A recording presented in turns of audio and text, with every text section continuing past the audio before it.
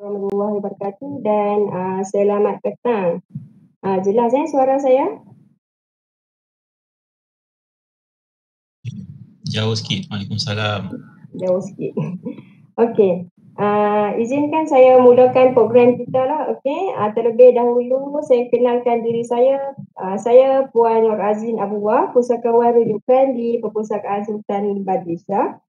Okey, pada petang ini kita akan membuat satu taklimat prisma yang mana akan dianjurkan oleh Perpustakaan Sultan Badisah dengan kerjasama Pitar UiTM Shah Alam, RMC dan juga ILD UiTM Cawangan Kedah.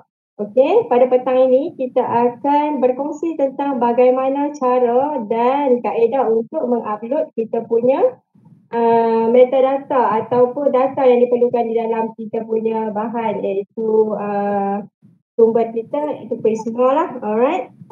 Okay. Sebelum saya memulakan sebarang bicara, izinkan saya perkenalkan barisan penceramah kita lah. Okey. Boleh ya, saya perkenalkan barisan penceramah kita, iaitu yang pertama Encik Muhammad Ismail Abidin, Timbalan Ketua Pustakawan Perpustakaan Tun Abdul Razak, dan penceramah kita yang kedua iaitu Puan Siti Rohayu Muhammad Yusof, iaitu Pustakawan Kanan Perpustakaan Tun Abdul Razak. Okey, saya suka juga mengalu-alukan kehadiran jemputan kita, iaitu Puan Azizah Kasim selaku Ketua Perpustakaan UiTM Cawangan Kedah. Seterusnya Prof. Dr. Nur Azura, dan seterusnya Dr. Saiful Izwan, Puan Kairunisa Umar dan Puan Kairunisa Musa. Okey. So, untuk tanpa membuang masa, kita mulakan majlis ilmu kita dengan bacaan Ummul Kitab Al-Fatihah. Okey.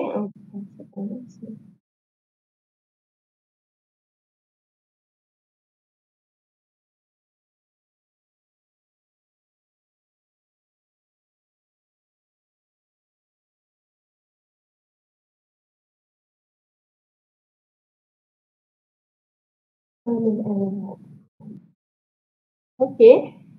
Dengan ini saya suka menjemput kita punya penceramah yang pertama, iaitu Encik Muhammad Ismail, bagi memulakan penerangan berkenaan dengan Prisma. Okey, Encik Ismail dijemput.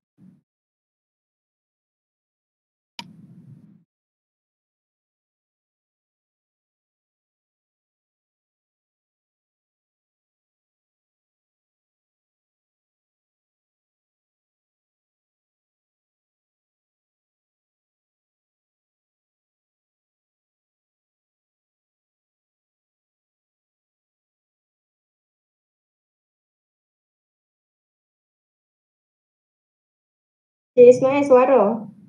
Sorry.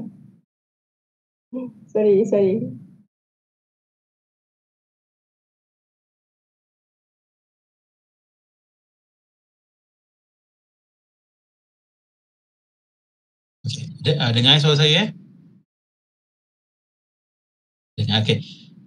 Dengar apa ni? Okey, terima kasih. Assalamualaikum warahmatullahi wabarakatuh dan salam sejahtera. Terima kasih saya ucapkan kepada Puan Nur Azlin kerana sudi menjemput pihak kami lah untuk bersama-sama berkongsi berkenaan dengan proses validasi. So petang ni kita akan ada dua sesi, iaitu saya akan menerangkan atau berkongsi sedikit tentang pengenalan metadata, iaitu untuk pendaftaran di dalam Prisma, dan Puan Siti Rohayu akan berkongsi dengan tuan-tuan bagi proses semakan dan juga proses validasi penerbitan yang telah tuan-tuan dan puan-puan register. So saya juga ingin mengucapkan terima kasih kepada Puan Azizah Kasim, Timbalan Ketua Pustakawan sebagai Ketua Perpustakaan UiTM Cawangan Kedah, dan juga pihak ILD lah yang menganjurkan sesi ni. Okay, so saya akan share saya punya slide. Okay, boleh nampak slide saya Puan Azlin? Ya, boleh. Okay, alright. Okay. So yang ini sedikit pengenalan lah tentang Prisma, koordinator Prisma di UiTM Shah Alam. Okay, so saya dan juga Puan Rohayu akan akan mengendalikan proses semakan dan juga validasi bagi warga penyelidik di UiTM Shah Alam. Dalam masa sama, pihak kami adalah perpustakaan induk yang kata sebagai rujuk lah untuk rujukan kepada koordinator-koordinator dan juga tuan-tuan dan puan-puan pun boleh merujuk kepada pihak kami lah jika ada sebarang masalah yang mungkin tidak boleh diselesaikan di peringkat cawangan. Okey. So saya dan juga Puan Siti Rohayu yang akan mengendalikan Prisma di UiTM Shah Alam. So yang ini adalah koordinator tuan-tuan dan puan di UiTM Cawangan Kedah. So Puan Nur Azlin dan juga dibantu oleh Cik Rosdi, Ahmad Rosdi lah, yang akan bersama-sama membuat semakan dan seterusnya validatekan tuan-tuan punya penerbitan. So apa-apa masalah ataupun jika tuan-tuan membuat pendaftaran, kalau katakan nak cepat ke tu, boleh rujuk kepada pegawai yang berkaitan lah. Alright.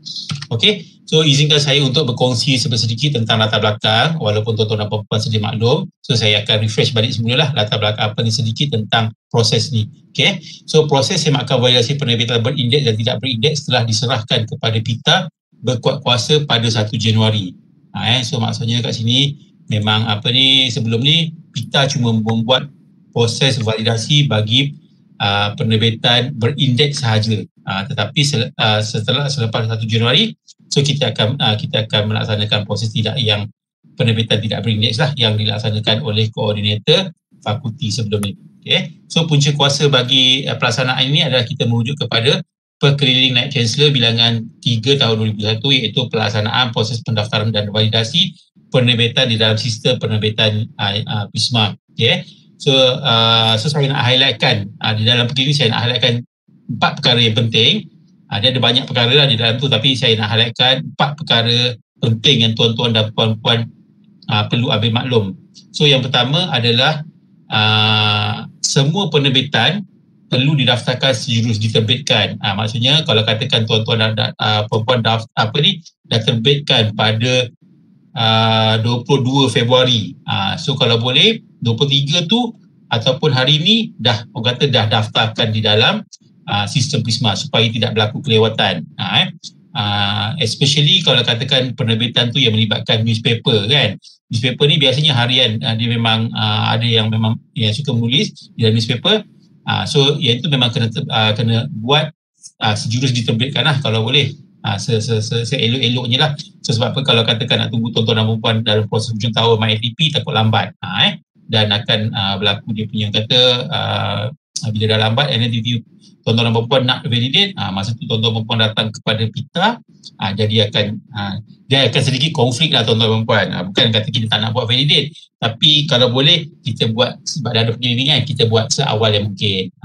Alright. Yang kedua, proses validasi PITA adalah dalam tempoh 14 hari bekerja. Maksudnya bila tuan-tuan dan puan-puan hantar kepada kami, kami akan melaksanakannya dalam tempoh 14 hari bekerja. Yang ini dalam perkeliling lah, tapi kita akan cuba buat sedaya upaya dalam tempoh yang secepat yang mungkin. Kalau di Cawangan, saya tengok dekat data Cawangan, dia tak banyak. So saya rasa tak ada masalah untuk setiap hari tim yang ada di Cawangan Kedah ni untuk melaksanakan proses validasi. Cuma proses validasi yang pada tahun-tahun sebelum ni dia akan ambil masa sedikit lah. Okay. So untuk yang ketiga adalah penerbitan. Yang ni kena tuan-tuan dan puan-puan kena ingat bermula pada tahun ni lah. Maksudnya ini dilaksanakan 2021. So bermula pada 2021, penerbitan yang diterbitkan dalam tempoh Januari hingga November perlu didaftarkan selewat-lewatnya pada 30 November. Ini sebab untuk tujuan MyATP dan sebagainya. Okey. So maksudnya dalam ni kalau katakanlah tuan-tuan dan puan-puan penerbitan tuan-tuan pada bulan 8. So kalau boleh bulan 8 tu lah register. And then kalau katakan penerbitan tu bulan 8, janganlah register pada bulan Disember. Sebabnya saya dimaklumkan pendaftaran bagi penerbitan yang didaftarkan pada Januari hingga November akan ditutup pada 30 November. Maksudnya tahun semasa lah. So maksudnya kalau katakan tuan-tuan dan puan-puan ada pendaftaran so mungkin tak boleh nak register lah masa tersebut. Tapi contohlah kalau katakan 30 November tu ada kan, so tak mungkin tuan-tuan dan puan-puan akan register pada 30 November tu, mungkin 1 Disember ataupun 2 Disember. So kalau untuk kes macam tu, kalau katakan sistem dah tutup, tuan-tuan dan puan-puan perlu rujuk kepada koordinator ataupun pihak kami lah untuk kami allow untuk pendaftaran tersebut. Okay. So yang keempat, hanya penerbitan yang diterbitkan pada bulan Disember dibenarkan untuk didaftarkan pada bulan Disember untuk divalidasi. Maksudnya hanya bulan Disember sahajalah kita sistem akan benarkan tuan-tuan dan puan-puan register. Okay. So kat sini mungkin tuan-tuan dan puan-puan rasa macam tak berapa adil dan ada maklumat yang kata memang ada jurnal-jurnal yang diterbitkan lewat. So mungkin akan mengambil masa tuan-tuan untuk proses key in tersebut. So saya dimaklumkan bagi untuk penerbitan Disember ni, dia punya pengiraan dia dia akan dibuat selewat-lewatnya adalah pada 15 Januari. Maksudnya data yang akan ditarik dalam MIDP ataupun sistem-sistem yang berkaitan, dia akan tarik selewat-lewatnya pada 15 Januari pada tahun hadapan tersebut lah. Tapi saya nak kena ingatkan tuan-tuan dan puan-puan, janganlah orang kata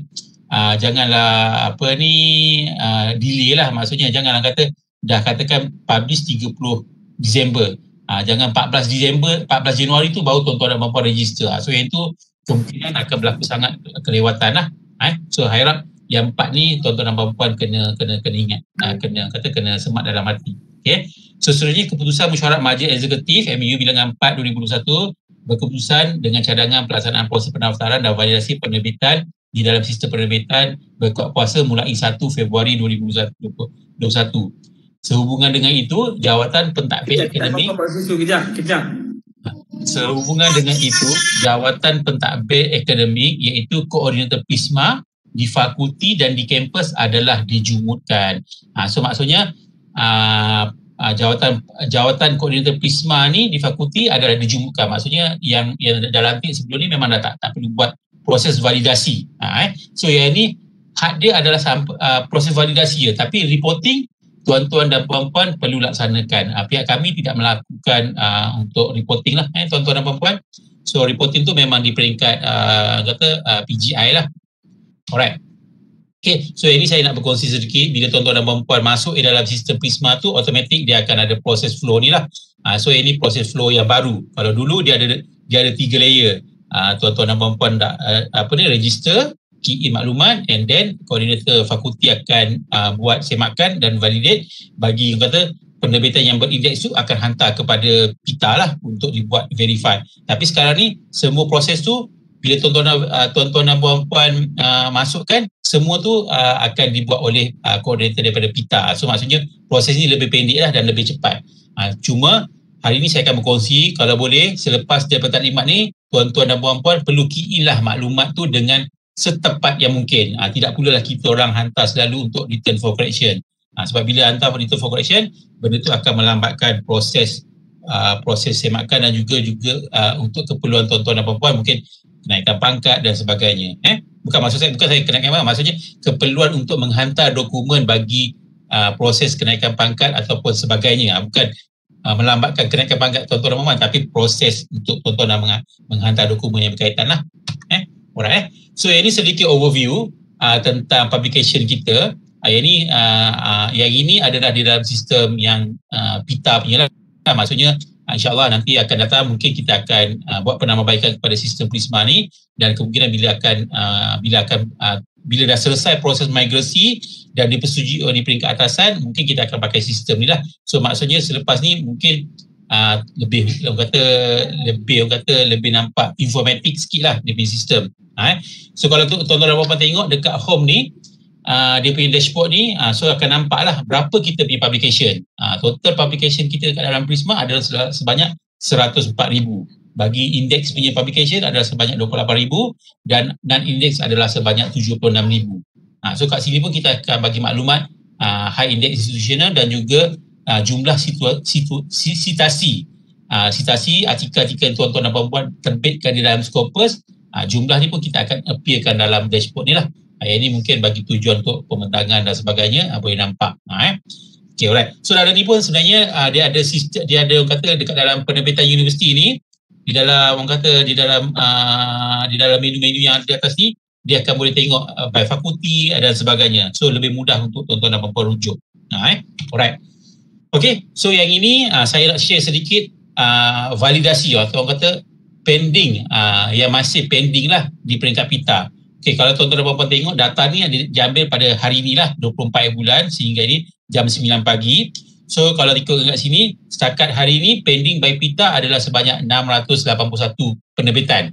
Tapi sebenarnya yang betul-betul sahih yang ada dekat kita, yang kata pending yang sebenarnya adalah 41 sahaja bagi tahun 2021, manakala 2020 hingga 2013 tu adalah data-data yang telah ditinggalkan ataupun yang belum dibuat validasi oleh koordinator fakulti. So data-data ni kita akan selesaikan dalam kata kita akan buat daripada masa ke semasa, kita akan cuba segera seberapa segeralah untuk selesaikan. Tapi untuk cawangan Kedah saya rasa semua dah selesai. So yang ini adalah di cawangan yang lain ataupun saya rasa kebanyakannya di cawangan Selangor dan juga Shah Alam. Okay, kalau tuan-tuan dan puan-puan tengok kat sini juga, pending by researcher ni adalah sebanyak 106. Maksudnya pending ni 106 publication ni yang masih belum dibuat tindakan oleh researcher. Sama ada benda tu pending ni, maksudnya pending by researcher ni yang telah di RFC ataupun return for correction ataupun reject, kalau dulu panggil rejection, rejected kan.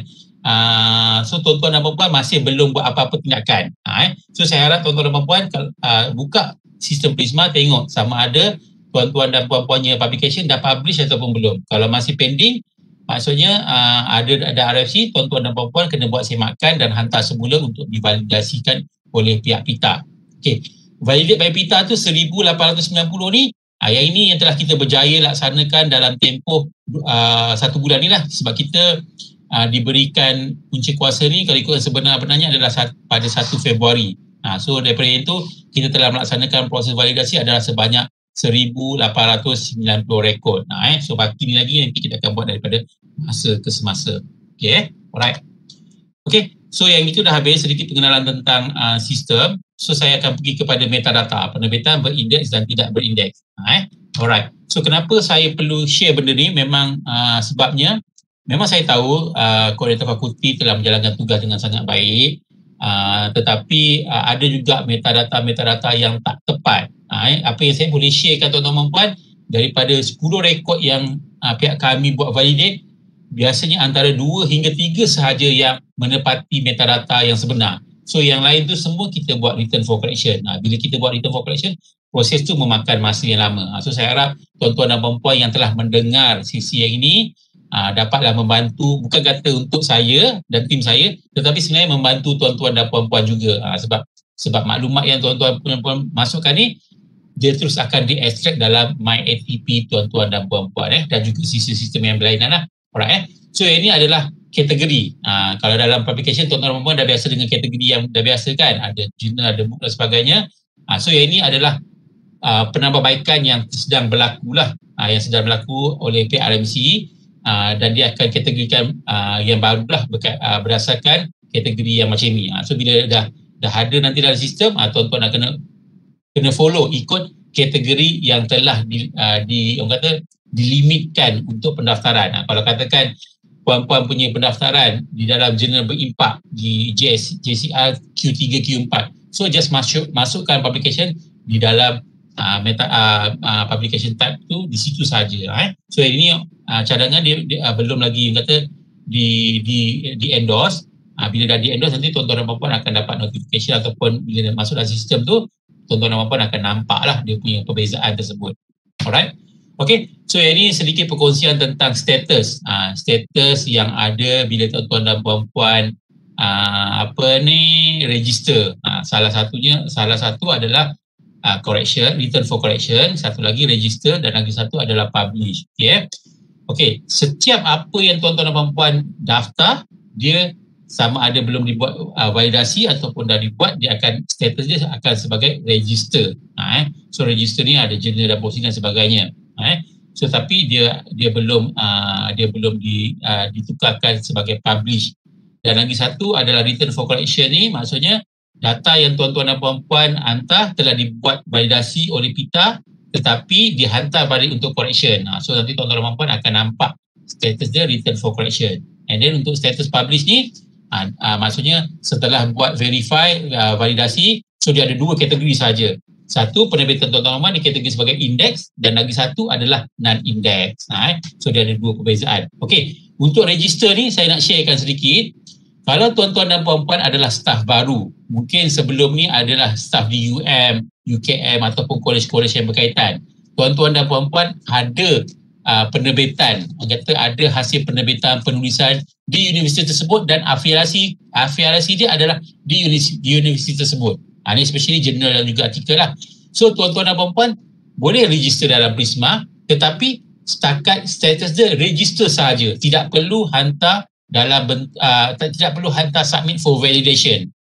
Kalau ikutkan sistem ni adalah penerbitan yang ditulis oleh warga universiti. Tapi sebab sistem ni dia ada link dengan ada banyak, orang kata ada banyak, dia ada integrate dengan MyATP, dengan sistem lain. So mungkin ada keperluan lah tuan-tuan registerkan publication yang lepas yang daripada universiti lain. So yang itu setakat register sahaja. Maksudnya draft ke dan sebagainya, tapi bukan hantar untuk publish. Bila tuan-tuan dan puan-puan hantar untuk publish, tapi still kita akan return for correction untuk ditukarkan status sebagai draft sahaja. Alright. So saya harap yang ini jelas. Okay. So yang ini saya nak sharekan tentang panduan ataupun guideline for publication evidence. Maksudnya bukti yang tuan-tuan dan puan-puan perlu upload di dalam sistem Prisma. Nanti Puan Rohayu dia akan terangkan tentang proses validasi. Dia lebih kurang sama, tapi saya akan terangkan evidence apa yang tuan-tuan, bukti-bukti apa yang tuan-tuan dan puan-puan perlu upload. Maksudnya bukti yang betul lah. Saya faham tuan-tuan dan puan-puan dah memang tahu, tetapi ada banyak kesilapan yang kita temui. So tu yang saya sini untuk sharing balik ataupun refresh balik lah. Refresh course untuk tuan-tuan dan puan-puan untuk alert berkaitan ini. Okay. So bagi penerbitan di dalam jurnal, publication type dia jurnal dan juga proceedings. So requirement dia, bukti dia perlulah full publish article. Maksudnya full publish lah. Maksudnya artikel tu artikel penuh, ataupun kalau untuk proceeding dia ada abstract only.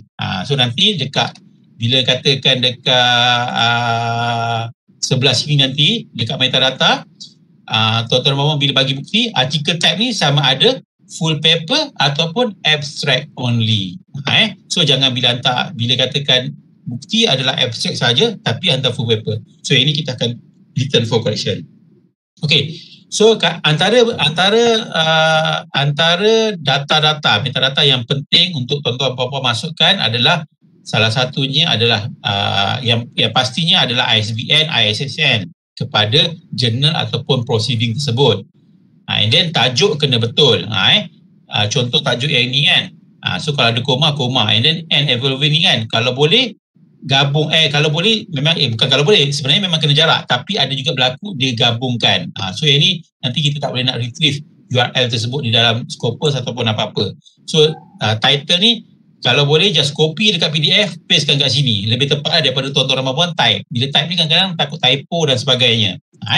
And then organizer ni maksudnya ataupun publisher, sesiapa yang penganjur kepada conference tersebut ataupun publisher yang publish jurnal tersebut. Okay. So ini semua kena betul lah, maklumat yang ini semua kena betul. Okay. So kata yang ini kalau tuan-tuan dan puan tengok adalah conference. Bukti dia adalah conference paper kan. Okay. Kat sini name of conference ni tuan-tuan dan puan perlu masukkan setakat nama conference tersebut saja. Untuk volume, page ni semua tak payah masukkan dekat sini. Masukkan sebelah sini sebab dah ada metadata kat sini. So jangan masuk kat sini sebab bila tuan-tuan masuk kat sini, data tu bila repository tu dia tak akan cantik lah viewer dia. Dia akan jadi pelik. And then kalau ada DOI, kena masukkan DOI. Wajib masukkan DOI. Kalau tak ada, tak apa. And then JC validation status ni kalau katakan artikel tuan-tuan dan puan index by Scopus, so kena masukkan. Alright. So yang ni contoh antara requirement yang perlu. Bukti maksudnya bila full paper, so dia kena ada maklumat lengkap macam ni. Barulah tuan-tuan puan-puan uploadkan di dalam sistem. Alright. Okay. So yang ini, jurnal artikel ataupun proceeding paper. Okay. Yang ni bukanlah, saya bukanlah nak main quiz. Kalau ikutkan memang ingat nak main quiz. Tapi dia akan makan masa. Okay. So yang ni, kalau ikutkan, kalau tuan-tuan dan puan-puan nampak ini, yang ini adalah conference paper.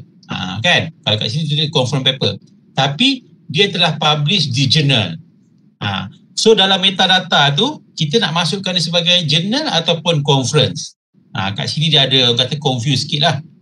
Ada confuse sikit, yang ada berlaku kesilapan sedikit sebab yang ini bukan confuse, sebab apa? Yang ini adalah keperluan daripada Myra.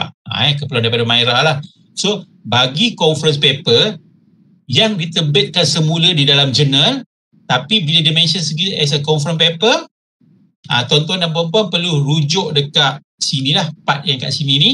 Okay, source type dia adalah journal, dokumen type dia adalah conference paper. Okay, so kita akan tengok Myra perlukan dokumen type ni adalah conference paper. Dia bukannya orang kata journal paper lah. So kena orang kata kena take care ataupun kena tengok dokumen type ni lah. Conference, maksudnya bila conference paper ni, metadata tu adalah berkaitan dengan conference paper. Tak boleh registerkan di dalam jurnal.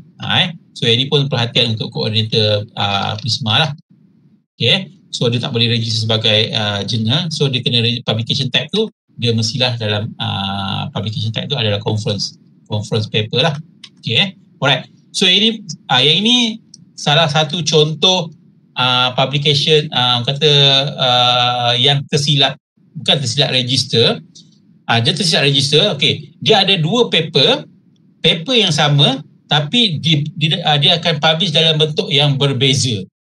So kat sini sebenarnya dia sangat bagus untuk tuan dan puan ambil maklum lah.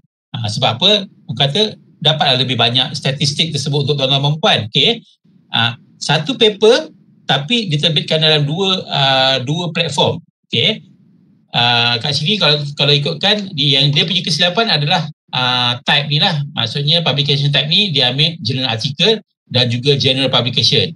Sebenarnya dia adalah proceeding paper.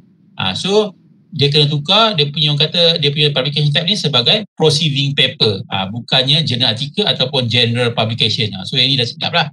Okay, alright. So apa yang tuan-tuan dan puan-puan perlu masukkan kat sini, sebenarnya ini perbezaan dia. Satu, dia adalah abstract.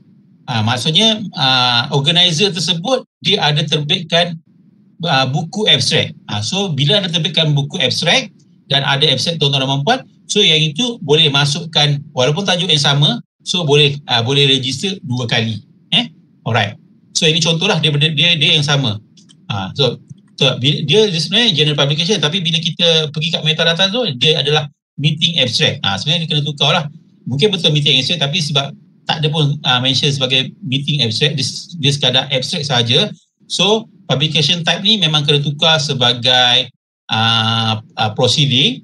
So dalam proceeding ni, kalau ikutkan dia ada, okay, kalau dalam proceeding ni dia akan artikel type ni dia ada full paper dan juga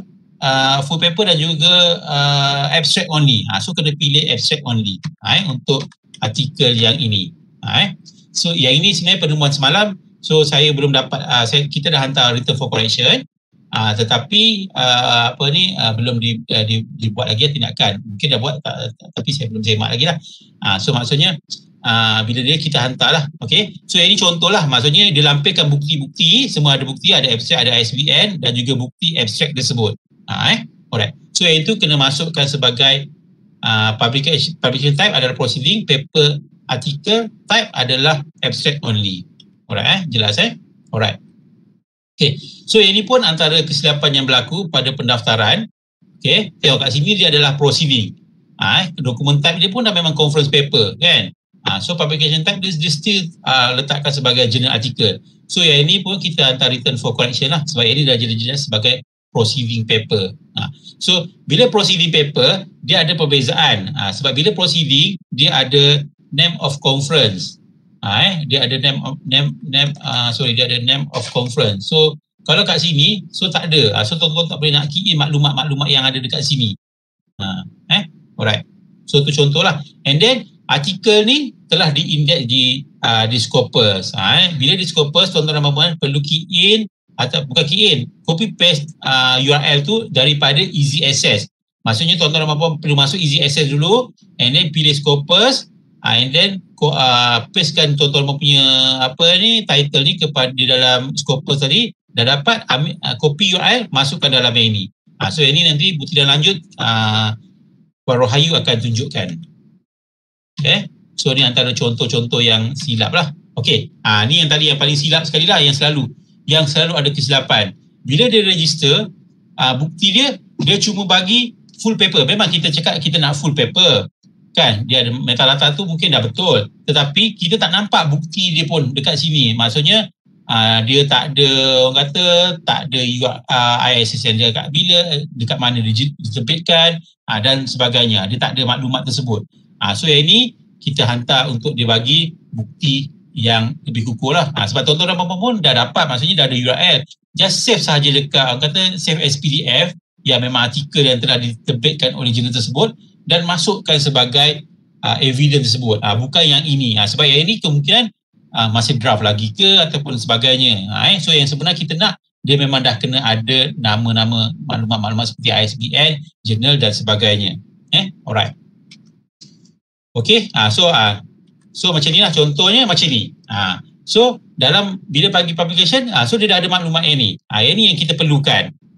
So yang ni bila kita perlukan, kita dapat buat semakan lah.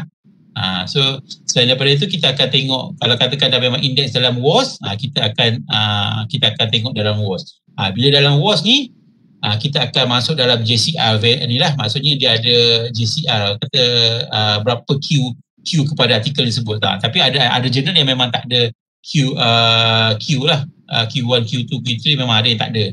So kalau tak ada, just kosongkan saja. Kalau ada, baru kita isytiharkan ada. So jangan kita tak ada tapi kita ada-adakan. So kita akan hantar return for collection. Bila dah hantar return for collection, dia memakan masa tuan-tuan dan puan-puan.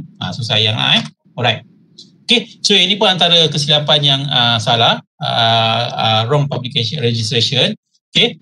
Yang ni lagi jelas lah memang silap. Mungkin penulis ni memang tersilap folder ke apa, dia tersilap upload. Dia nak cepat kan. Nama lain, nama title lain, nama yang dekat publication dia lain. Tapi dia yang registerkan. So tak tahu mana dia dapat nama yang ini. So nama jurnal dia pun lain. Mungkin yang ni adalah conference paper. So pun tak lengkap. And ISBN dia pun tak lengkap. Ni orang kata, saya rasa bukan dia silap lagi. Dia memang kata dia nak cepat. Dia main type, apa benda yang dia masukkan. So yang ni kita hantar untuk return for correction lah. Dan kita minta dia bagi maklumat-maklumat yang lebih, yang kata yang tepat. Alright. Okay. So seterusnya adalah author. Maksudnya penulis bersama. Tuan-tuan dan puan-puan, bila kita buat paper, biasanya penulis ni lebih daripada seorang. Ada paper lebih daripada 20 orang, 30 orang pun ada. Tapi jangan ingat bila ramai tu, artikel tu macam tak ada impak. Sebab apa? Data bukti dalam Scopus, ada satu artikel tu, dia adalah jumlah statistik dia adalah sangat tinggi. Sebab dia mungkin melibatkan penyelidikan di dalam satu dunia.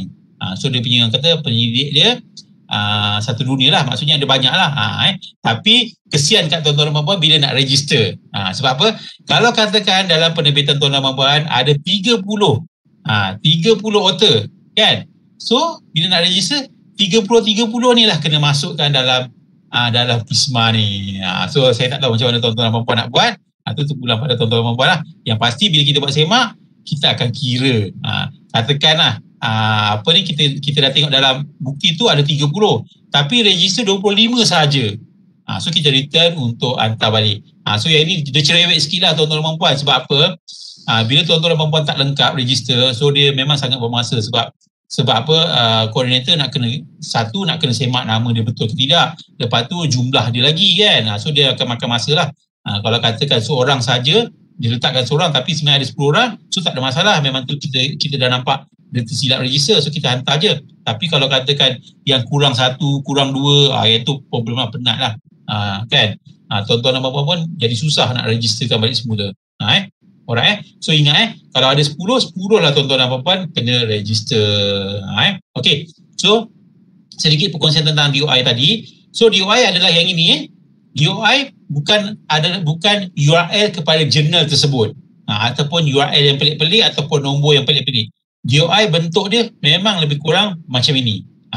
So yang ini sebenarnya ada keperluan kalau katakan kita copy paste, copy ni katakan koordinator ataupun tuan-tuan puan sendirilah bila nak pergi kepada direct paper tuan-tuan puan, sebenarnya boleh terus copy ni saja, pastekan kat Google, dia akan terus keluar tuan-tuan dan puan-puan punya publication.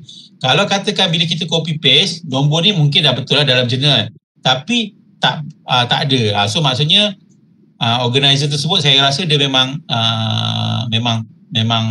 saya nak istiharkan tipu macam tak apa-apa elok sangat. Tapi DOI ni adalah sumber yang sahih, dia ada pendaftaran yang sahih lah. So maksudnya kalau katakan kita tak dapat akses, so pendaftaran tu sebenarnya adalah tidak tepat cara diregisterkan tersebut. So kena make sure ni adalah nombor yang sebenar. Ini tadi saya cakap tak apa-apa full paper ataupun abstract only. Alright. So ini perlu kena masukkan maklumat lengkap lah. Okay. So ini untuk easy access. Ini untuk Scopus yang Scopus ke MySite ke dan juga WOS. So tuan-tuan dan puan-puan kena masukkan link tersebut, link sebenar di dalam metadata tuan-tuan dan puan-puan. Jangan masukkan simple ni saja. Maksudnya yang ini bila kita klik yang ini, dia akan keluar kepada sama ada profil tuan-tuan dan puan-puan ataupun jurnal tersebut. So kita tak nak. Kita nak bila kita klik ni, dia directly pergi kepada artikel tersebut. So untuk ERA, dia ERA cuma masukkan nama jurnal tersebut, dia tak perlu URL. Kalau ada, masukkan. Kalau tak ada pun tak apa. So ini penerangan lebih lanjut akan diterangkan oleh Puan Rohayu.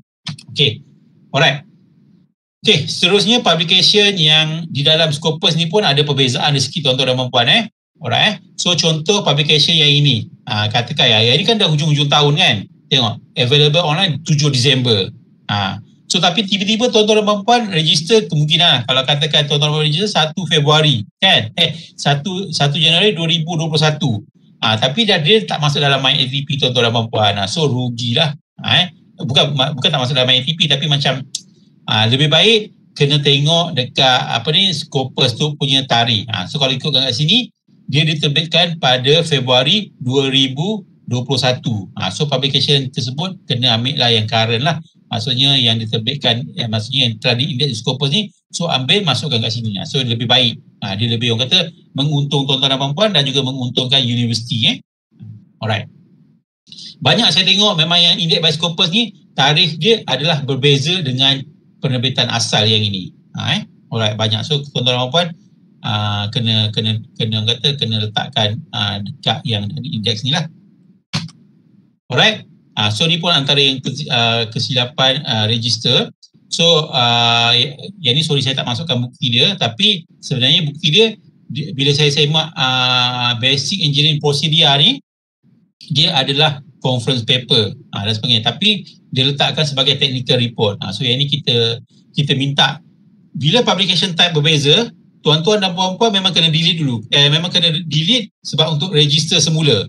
Dia tak boleh nak edit, dia kena delete dan juga register semula tajuk tersebut dan buat pilihan publication type tu dengan publication type yang sebenar lah. Alright. Okay, so yang tadi tu untuk jurnal. So kalau ada soalan bolehlah tanya. Kalau katakan ada soalan just tanya sebab saya tak nampak di ruangan chat ni. Ni lah. Saya buka masa hujung sesi pun tak apa. Kalau tuan-tuan dan puan-puan nak interrupt pun tak apa. So untuk jurnal kita dah habis. Jurnal memang banyak sangat penemuan lah. So untuk buku dan juga publication lain dia kurang sedikit. Okay, untuk buku kita nak front cover, itu memang wajib. Copyright page. Buku kita nak copyright page. Yang paling penting lah. Copyright page bila tahun CIP dan sebagainya. Sebab itu adalah buku. Sama ada buku dan juga research book. Okay. Yang ini ada sedikit confused untuk researcher. Research book.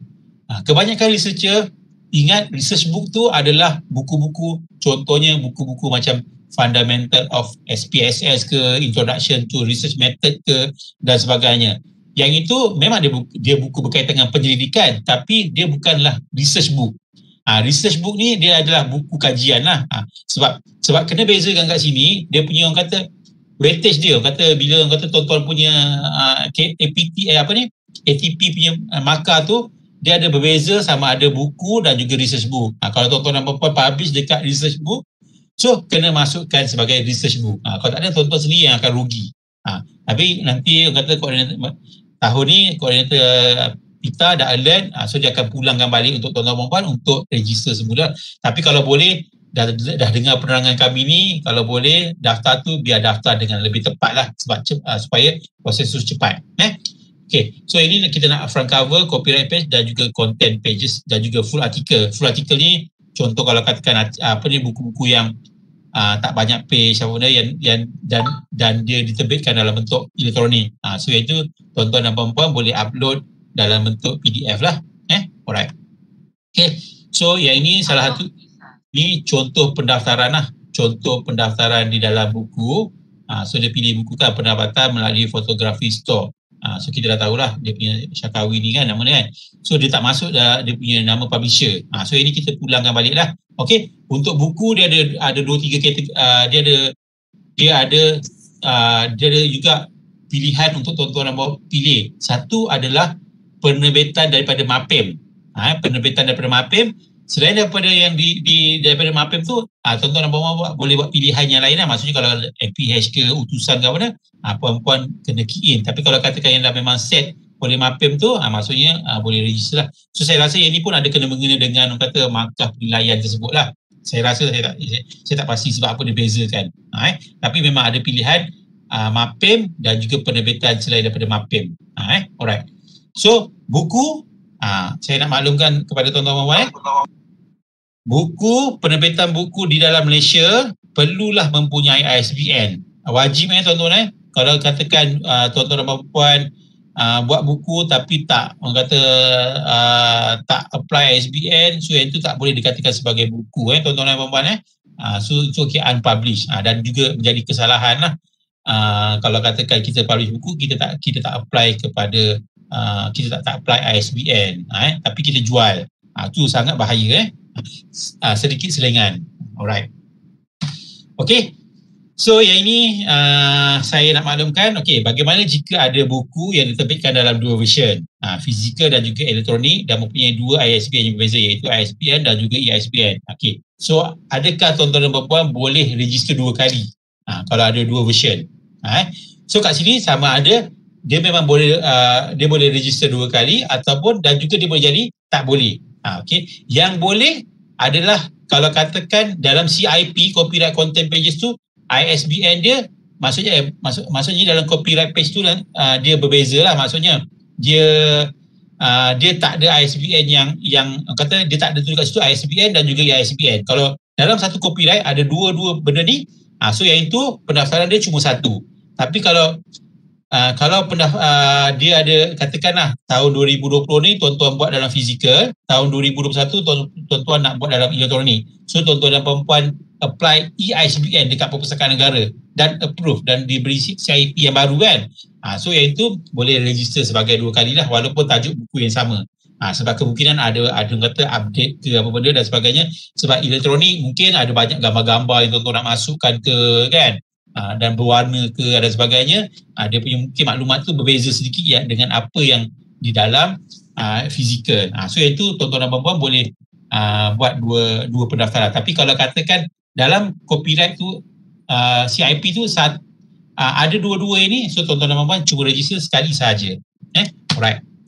Okay, so seterusnya yang ini adalah buku teks tingkatan 4.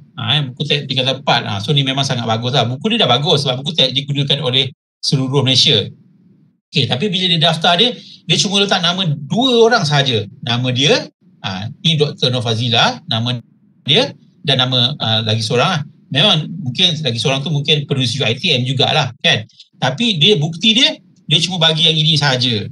Dan juga cover page dan juga beberapa pages yang ada kat dalam ni tanpa ada nama dia dekat dalam bukti tersebut. So kalau katakan tak ada nama dia, kalau kat sini pun kita tengok tak ada nama dia, so yang tu kita minta dia bagi bukti yang lengkap lah. So kita maklumkan bukti tidak lengkap, mohon masukkan bukti tambahan sumbangan doktor dan penulis UiTM dalam penerbitan buku ini. Contohnya kalau katakan dia betul-betul memang kata dia buat buku ni, antara dia bagi sumbangan, so dia kena masukkan pelantikan dia ke, dan ada ucapan penghargaan ke, ada penglibatan dia bersama, so yang itu kita boleh terima. So kita akan buat validate lah. So kalau tak ada, kita akan hantar return for correction. So kena pastikan bila tuan-tuan dan puan-puan terlibat dengan kata KPT ke apa ke dan sebagainya kan dalam bentuk penulisan, sebab orang kata warga akademik kan banyak buat orang kata sinergi dan juga banyak buat khidmat nasihat consultation, dan bila buat consultation mungkin ada penerbitan-penerbitan buku yang dikeluarkan oleh badan tersebut dan ada sumbangan tuan-tuan dan puan-puan, tapi nama tuan-tuan tak appear pun kat depan ni ataupun dalam ni, tetapi disahkan yang tuan-tuan terlibat dalam tu. So tuan-tuan kena dapatkan bukti tersebut. So rugi kalau tak ada, setakat tuan-tuan dapat consultation sahaja. Maksudnya khidmat nasihat perunding lah. Tapi tuan-tuan dan puan-puan tak boleh registerkan publication ni di dalam Prisma. Alright. So saya mohon jasa baik tuan-tuan dan puan-puan lah, kena dapatkan maklumat yang lengkap. Alright. Okay. Yang ini lagi satu penemuan yang bagus untuk saya share. Ni dah buku ni memang bagus lah, ada 400 pages kan. Ialah dah full draft, dah memang ada barisan penulis dia kan. Dr. Hazlinia ni dah memang salah seorang penulis dia. Tapi bukti dia cuma bagi yang draft. Bukti yang draft kita tak boleh terima sebagai publication tuan-tuan dan puan-puan. Kita nak bukti tu adalah bukti yang tak ada perkataan draft dan memang orang kata memang sahih lah yang dia diterbitkan. Okay. Bila kita tengok copyright yang ini, dia ini memang sebab dia adalah draft lagi. Biasa kalau copyright dia ada C 2020 dan sebagainya. So kalau macam ni kita pun tak tahu tahun bila, dan saya pun cubalah nak bantu pensyarah ni. Saya cuba semak dekat dalam URL ni, tapi pun tak jumpa jugalah maklumat yang ada dekat buku ni. Kali ni clinical practical guideline kan. So dia dah ada nombor pendaftaran dia kan. Tapi saya rasa nombor pendaftaran dia pun masih draft lagi. Tahun 2019. Tengok tahun 2019 kalau kat sini, tapi publication date dia 2020. So yang ni pun kita ni lah, maksudnya dah tak lengkap, so semua data pun tak tepat. So yang ni memang kita pulangkan balik semula. Alright. So chapter in book dan chapter in research book ni pun samalah. Yang macam tadi, book dan juga research book berbeza. Berbeza dari segi weightage tuan-tuan dan puan-puan. Dia bukan berbeza apa, dia copyright page apa benda semua lebih kurang sama, tapi isi dalam dia berbeza lah. Isi dalam dia maksudnya format dia berbeza dan weightage kepada tuan-tuan dan puan-puan pun berbeza. Okay. So contoh yang ini adalah chapter in research book. Yang dibagi ni adalah chapter in research book, tapi dia daftarkan sebagai chapter in book. So ini kita return for correction lah. Sebab apa? Satu, kita akan tengok tajuk dia pun kalau ikutkan yang ini adalah inovasi kan. Inovasi apa benda semua kan. Biasa inovasi pertandingan apa benda semua, mana dia ada, walaupun dia terbitkan dalam buku, tapi dia bukanlah buku dia lebih pembacaan umum. Dia tak ada elemen research dan sebagainya. Tapi kalau research book tu dia ada elemen research lah. So bila tuan-tuan dan puan-puan terbitkan dalam chapter in research book, so kena isihakan dia sebagai chapter in research book. So yang ini contoh copyright page. Kalau siapa-siapa yang tak tahu, ni adalah contoh copyright page. So dia ada maklumat tahun bila diterbitkan dan juga ada ISBN. Okay, tadi yang saya cakap tadi kan, buku kan, dia ada, kalau katakan kat sini ada ISBN, so cuma satu pendaftaran saja. Tapi kalau katakan CIP yang lebih kurang sama, tapi kat sini ISBN dan lagi satu adalah EISBN. So yang tu tuan-tuan dan puan-puan boleh register sebanyak 2 kali. Alright. Okay, so yang ini seterusnya adalah creative work. Kalau katakan dekat Kedah, saya tak pastilah sama ada FSSR ataupun tak. Okay, kalau katakan tuan-tuan terlibat dalam exhibition, galeri ke, ataupun kita kan ada buat IAD dan sebagainya kan. Tuan-tuan dan puan-puan bawa poster tuan-tuan dan puan-puan, dan yalah, tuan-tuan dah publish sesuatu kan, tapi orang kata nak isytiharkan di dalam, nak masuk nak key dalam Prisma. So maklumat tu kena lengkap lah. Okay. Untuk orang kata untuk creative work ni, so yang ini antara maklumat yang kita perlukan adalah front cover, full art material, copyright page dan juga content page. So untuk exhibition yang berdasarkan galeri ataupun yang berkaitan dengan seni kan, so kita nak dalam bentuk katalog. Organizer mesti ada katalog.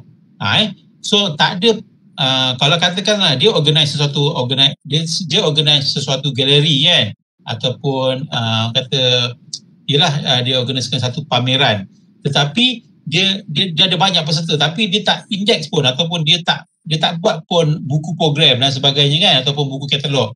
So dia rugi kepada tuan-tuan dan puan-puan. Yang itu tuan-tuan dan puan-puan tak boleh register. So pastikan bila tuan-tuan dan puan-puan terlibat dengan pameran luar, contohnya di luar negara kan, ada dapat kelulusan. Sekarang ni dah ada kelulusan kebiasaannya tanpa biaya, dah kena pakai duit sendiri kan. And then dah berusaha, lepas tu nak masuk Prisma pun tak boleh sebab tak ada bukti yang cukup. So kena ingat, bila katakan terlibat dengan pameran luar negara dan sebagainya atau pameran dalam negara pun tak apa kan. So pastikan benda tu diterbitkan oleh organizer, at least dalam bentuk buku program, dan ada maklumat nama tajuk hasil tuan-tuan dan puan-puan. Bukan nama tuan-tuan dan puan-puan saja, tapi tajuk tuan-tuan dan puan-puan. Okey. So kalau kita kat sini, tajuk dia punya dia punya item adalah degree kan. Saya tak berapa nampak dia, tapi title dia letakkan Jogja International Festival. Yang ni dia tersilap lah. So ini kita return sebenarnya, kita hantar return. So kita minta dia masukkan title dia, sebab owner dia, owner dia. So dia kena ubah lah, maksudnya owner dia, and then bawa organizer dan sebagainya. Jangan masuk nama pameran tersebut. Itu silap lah. Itu sekadar perkongsian. Sama juga kalau katakan ada yang fakulti muzik dan sebagainya, muzik school apa benda semua.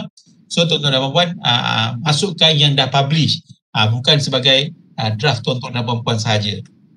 Alright, so ini contoh technical report, case study. So kalau technical report, dia kena ada bentuk dia macam ni lah. Alright, so ini pun antara contoh technical report. So ada nak tanya ke?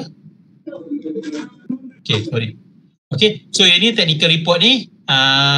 So kalau kat sini, yelah kita tahu yang ni bukan journal dan juga bukannya proceeding. So memang nampak macam technical report ataupun case study. So tuan-tuan publication tab tu kena pilih technical report ataupun case study lah kat sini.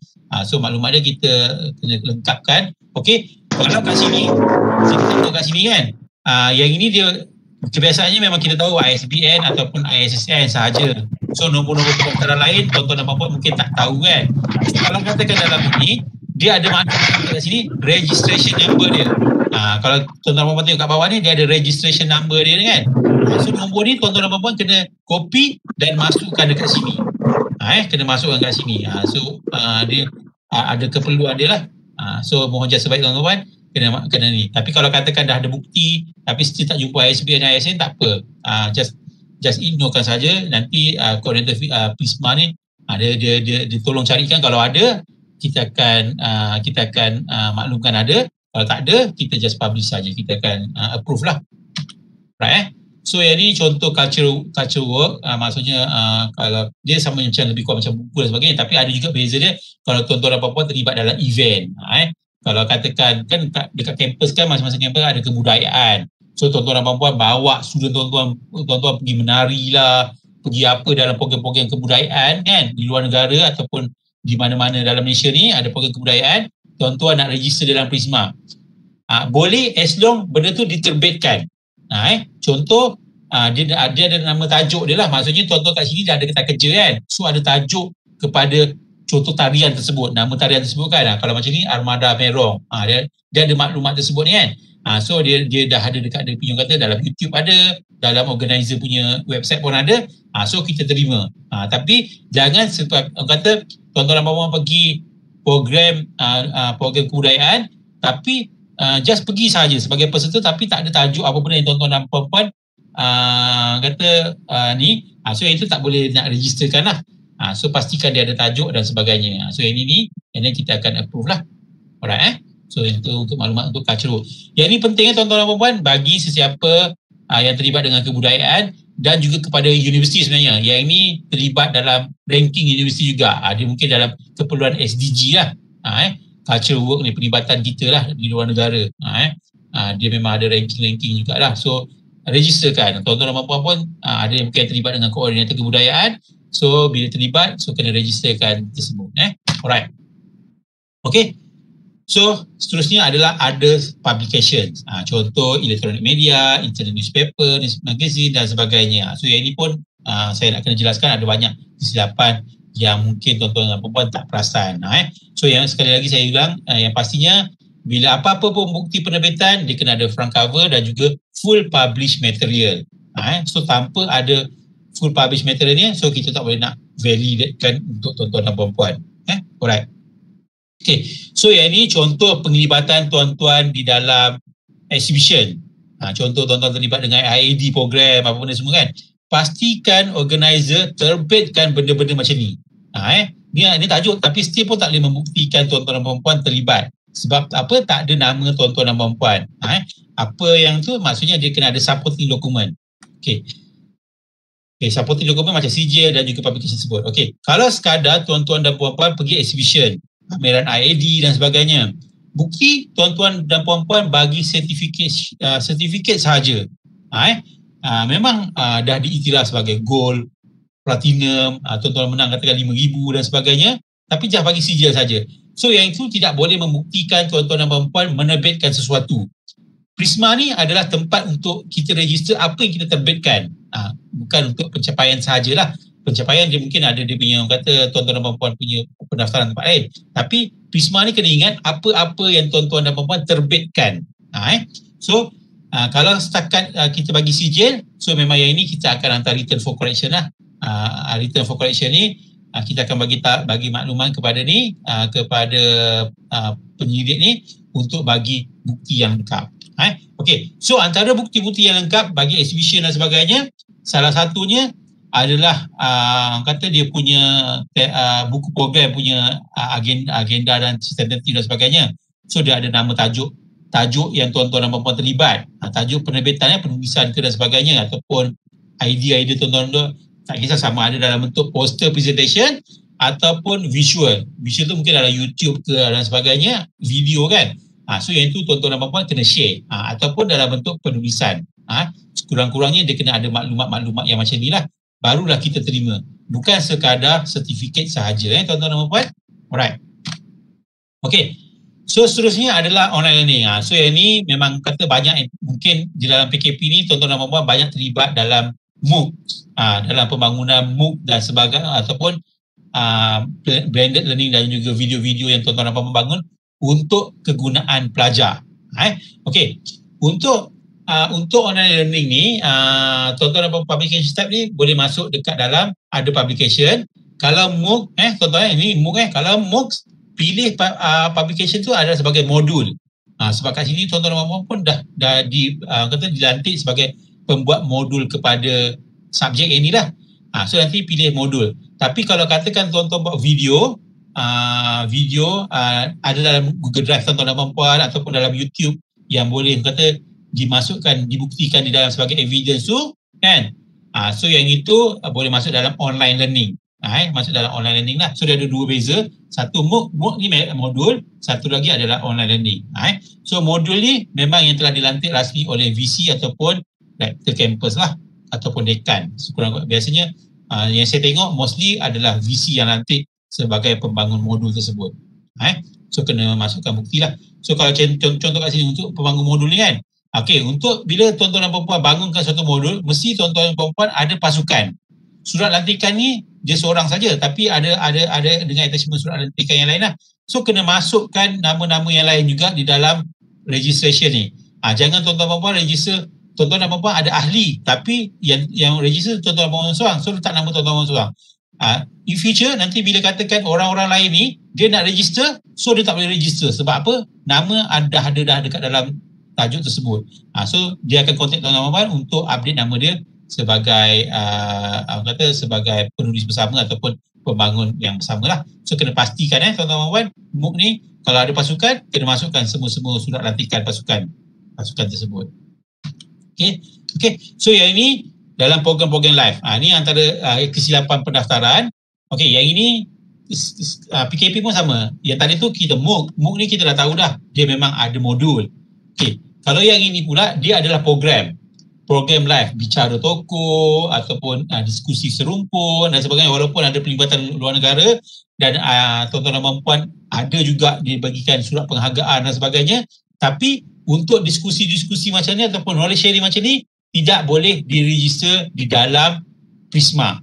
Mungkin boleh register di dalam platform yang lain untuk kenaikan pangkat tuan-tuan dan perempuan, pencapaian tuan-tuan dan perempuan untuk SKT dan sebagainya, tapi bukan di dalam Prisma. So yang ini kita memang tak boleh nak terima lah. Bukan kita, RMC putuskan untuk item-item macam ni, maklumat-maklumat macam ni memang tak perlu diregister. So kita ni lah. Melainkan tuan-tuan dan perempuan ada bukti penulisan dan bagi dekat organizer terbitkan di dalam laman web dia ataupun di dalam portal library dia. So yang itu kita boleh ambil kira sebagai penerbitan tuan-tuan dan puan-puan. Tapi kalau setakat video rakaman ataupun tuan-tuan terlibat dalam knowledge sharing dan sebagainya, yang itu tidak boleh dikira sebagai penerbitan. Alright. Okay, so yang ini pun antara kesilapan pendaftaran di under publication. Okay, kalau kat sini kita tengok adalah technical guide, tapi dia registerkan sebagai magazine. Bila kita tengok kat dalam yang ini pun dia memang dia macam technical report dan sebagainya. So yang ni kita hantar untuk return for correction lah. Untuk kes yang ni dia tak ada letak tahun dan sebagainya. So yang ni memang kita tak nampak dia punya bukti yang kukuh lah. Bukti dia memang dia dah ada full text, maksudnya memang full, ada 300 lebih, 400 lebih, tapi dia tak ada ISBN, dia tak ada copyright, dia tak ada tahun penerbitan dan sebagainya. So macam mana kita nak tahu yang ini diterbitkan pada tahun 2020? So kita nakkan ada bukti-bukti yang lengkap tersebut lah. So kalau kes-kes macam ni kita return for correction. Alright. Okay, so yang ini menarik untuk newspaper. Kat Cawangan banyak sangat yang menulis paper dan juga saya yakin tuan-tuan dan puan-puan ada bagi sumbangan dekat dalam QS Wow News ni. Yang ni keluaran Inka tak silap saya. So ada terlibat. Okay. So yang ini apa orang kata kebanyakannya yang lecturer kurang puas hati sebabnya dia kata gambar dia dah ada. Artikel ni memang dia yang tulis. Dia bagi wartawan tersebut. Tapi bila kita tengok dia dah bagi bukti kan. Bila kita tengok nama yang ada kat sini cuma nama wartawan tu. Nama dia memanglah nama orang-orang yang ada kat sini adalah sebagai responden. Kalau yang macam-macam ni, so yang ini memang tuan-tuan dan perempuan tak boleh sahkan sebagai tuan-tuan dan perempuan punya penerbitan, penulisan. Visibility is okay, memang bagus, memang ada SDG dan juga QS World Ranking dan sebagainya. Visibility, so iaitu nanti adalah cara-cara platform yang lain yang akan tarik. Tapi untuk register dekat dalam Prisma ni tak boleh. So selagi nama tuan-tuan dan perempuan bukan sebagai penulis, just sekadar responden, tuan-tuan dan perempuan tak boleh registerkan di dalam Prisma. So yang ini kita nicely lah kita bagi tahu, kita mohon maaf, artikel ini ditulis oleh Syaratul Akmal Dunia. So yang ni maksudnya kita tak terima lah. Sama juga dengan QS Wow News. So yang claim adalah Dr. ni dan juga Dr. Fauzia. Tapi kat sini adalah Muhammad Noor. Nama Muhammad Noor ni pun tak ada pun dalam pendaftaran. Tapi sebab dia kata dia adalah wakil. Penetapan daripada QR ni wakil sahaja yang boleh hantar. So yang itu tak boleh lah. Yang itu tuan-tuan dan puan kena hantar kepada organizer tersebut. At least kurang-kurangnya ada pernyataan yang tuan-tuan dan puan sebagai penulis artikel tersebut. So saya harap selepas ni bila tuan-tuan dan puan menulis artikel untuk surat khabar, kenalah kau tim ke atau kena minta tolong sangat-sangat kat wartawan tu, letakkan nama tuan-tuan dan puan sebagai penulis bersama ataupun disumbangkan, artikel ni disumbangkan oleh tuan-tuan dan perempuan. Kalau tak ada, kesian tuan-tuan dan perempuan. Dah lah penat-penat menulis. Lepas tu tuan-tuan nak buat program kawana tapi nama orang lain. So rugi Alright. Okay, ni pun sama. Ni contoh lah. Antara contohnya, okay. Artikel ni, belajar dalam talian. Ni dah sah memang Dr. Muhammad Huzari ni yang tulis. Kan? Kalau ikutkan lah. Dia pun kata dia yang tulis. Tapi dia bagi dekat wartawan utusan kawana, saya tak ingat. Dekat dia bagi wartawan dekat utusan. So dia kata yang ni memang dia tulis. Tapi nama wartawan adalah nama lain. Nama penulis artikel ni adalah nama lain. Nama dia adalah sebagai responden sahaja. So yang ini kita tak boleh nak letakkan, dia pun tak boleh claim sebagai penulisan dia. Okay. So macam mana kita nak tahu sama ada boleh terima ataupun tak boleh terima? So dia macam ni. Contohnya nama gambar tuan-tuan dan puan mungkin dah ada. So at least dia ada, selain daripada dekat atas ni, dia kena ada maklumat yang dekat sini. Selain yang itulah, maksudnya yang itu orang kata kita boleh ambil kira tuan-tuan dan puan sebagai penulis. Tapi kalau setakat dalam ni tapi tak ada dekat sini, kita tak boleh. Kalau macam ni bagus. So ada nama dia dan pun ada maklumat penulis dan juga ditulis terang-terang, ditulis oleh Dr. Amalina lah. So dia attachkan. So okay. So Hanya yang macam ni sahaja yang tuan-tuan dah boleh iktirafkan diri tuan-tuan dan puan dalam Prisma. Kalau tak ada, dia jatuh sebagai sekadar visibility kepada inisiatif tuan-tuan dan puan-puan. So sayang. So kena kau tim, kena deal dengan wartawan tersebut. Alright. Okay, so ini contoh nombor pendaftaran selain daripada ISBN dan juga ISSN. So ini sebenarnya nombor pendaftaran ni adalah wajib. Tapi kalau as long kita dapat nombor bukti, orang kata bukti publication tu dah diterbitkan di publisher tersebut, so kita boleh ambil kira lah. Tapi kalau katakan tak ada, so tu yang kita keluar balik. Tapi kalau katakan dah ada, selain tuan-tuan nampak ISBN dah ni, so kena registerkan. Contoh yang ni adalah magazine kan. So nombor pendaftaran dia adalah yang ni. So yang ni masukkan dalam penerbitan tersebut lah. Sama juga dengan yang ni technical report. So dia punya registration number adalah nombor yang ni. So yang ni masukkan dalam metadata tuan-tuan dan puan-puan. Alright. So dah habis tentang metadata. So yang ni saya berkongsikan sedikit contoh-contoh pendaftaran yang selalu researcher buat. Yang tadi saya cakap daripada 10 saya buat tu hanya 2 atau 3 sahaja yang betul. Yang lain semua memang saya hantar return for correction. So antaranya artikel telah indeks tapi tak masukkan dia sebagai indeks di Scopus. So yang ini antara kerugian yang paling besar lah. So kalau katakan tuan-tuan dan puan-puan, artikel tuan-tuan dan puan-puan dah diindeks di Scopus tapi tak isytiharkan, kalau katakan kami tervalidate, so dah rugi tuan-tuan dan puan-puan, dah rugi kepada universiti. So kena kadang-kadang ada yang sebenarnya untuk kes-kes macam ni sebenarnya kadang-kadang kita tengok title dan juga jurnal, nama jurnal. Kalau kita tengok rasa-rasa macam jurnal ni memang dipublish oleh Scopus, sebab kita orang dah biasa dengan Scopus punya jurnal kan. So kita akan cuba jugalah pastekan title tersebut dekat dalam Scopus. So kebetulan ada. So kita minta researcher ni ambil URL, maksudnya lepas tu and then isytiharkan artikel tu di index oleh Scopus. Tuan-tuan dan puan-puan dapatlah markah lebih dekat MyATP tuan-tuan dan puan-puan. Alright. Dia akan jatuh sebagai publication yang berindeks. Kalau tak ada, dia akan jadi sebagai publication yang tidak berindeks. So dah rugi kepada universiti dan rugi kepada tuan-tuan dan puan-puan. So yang ini pun sama, kesilapan pendaftaran nombor pendaftaran ISBN. Okey, ini maksudnya contoh kalau katakan ISBN dia nombor dia ISSN, kita tahu nombor dia yang ni. Tapi tuan-tuan dan puan-puan masukkan sekali ISSN lagi sekali dekat dalam ruangan tersebut. So kalau boleh kita tak nak lah, kita nak nombor saja. Bukan ada ISBN ataupun ISSN. Tuan-tuan dan puan-puan repeat balik semula. So dia tak akan cantik dalam repository nantilah. And then ada juga dalam ISSN ni dia masukkan nama jurnal dan sebagainya. So kita minta dia correct lah, dia buat correction. And then sama tadi saya cakap, author tadi tak lengkap, so kena masukkan semua author. And then bukti tidak lengkap, tiada copyright page dan sebagainya. So yang ini antara-antara. And then juga ada juga yang artikel yang tidak diindeks tapi isytiharkan sebagai indeks. So yang ini kita akan bagi tahu. Sebab kadang-kadang ada juga yang dia rasa artikel mungkin dalam Scopus jurnal tersebut berindeks tapi pada tahun tersebut artikel dia belum diindeks lagi kan. So kita minta dia antik lah, ataupun kita bagi tahu dia artikel is not yet indexed by Scopus. So please antik lah listed by Scopus, ataupun tuan-tuan dan puan-puan dekat dalam metadata tersebut tu ada dekat bawah tu not listed yet oleh Scopus dan juga MySite. So itu tuan-tuan dan puan-puan boleh pilih lah. Alright. Okay. So ini sedikit perkongsian tentang penemuan audit di Myra. Itu sebab saya cakap bila kita buat metadata dan metadata ni, penemuan ni sebenarnya adalah kata kesilapan proses validasi. Memang kesilapan pendaftaran tapi kesilapan validasi di peringkat koordinator sebelum ni lah. Maksudnya tak kisahlah sama ada di PITA ke ataupun di peringkat fakulti. So disebabkan yang itu sebenarnya sebab banyak sangat penemuan ni dalam ni, tu yang antara sebab kenapa proses validasi penerbitan non-index ni diberikan kepada PITA. Mungkin sebabnya antaranya kita nak memperbetulkan balik proses metadata tersebut lah, supaya mungkin dengan anggapan yalah memang library dah biasa dengan benda-benda macam ni semua. So kita insyaAllah lah kita akan membantu universiti untuk proses penambahbaikan tersebut. So ini antara contoh-contoh penemuan yang lepas. So banyak isu sama tiada nombor SN dan sebagainya. So sebab tu bila kita nak buat metadata tu nak key in, pastikan maklumat yang dah ada dekat tuan-tuan puan-puan tu lengkap. Tak lengkap, selagi tak lengkap, selagi tu janganlah register. Sebab tak guna tuan-tuan puan-puan register, sebab lepas tu kita kena return balik. Dah dua kali kerja. Tuan-tuan dan puan-puan pun lemas. Macam kami terpaksa menjalankan tugas, tapi tuan-tuan pasti lemas.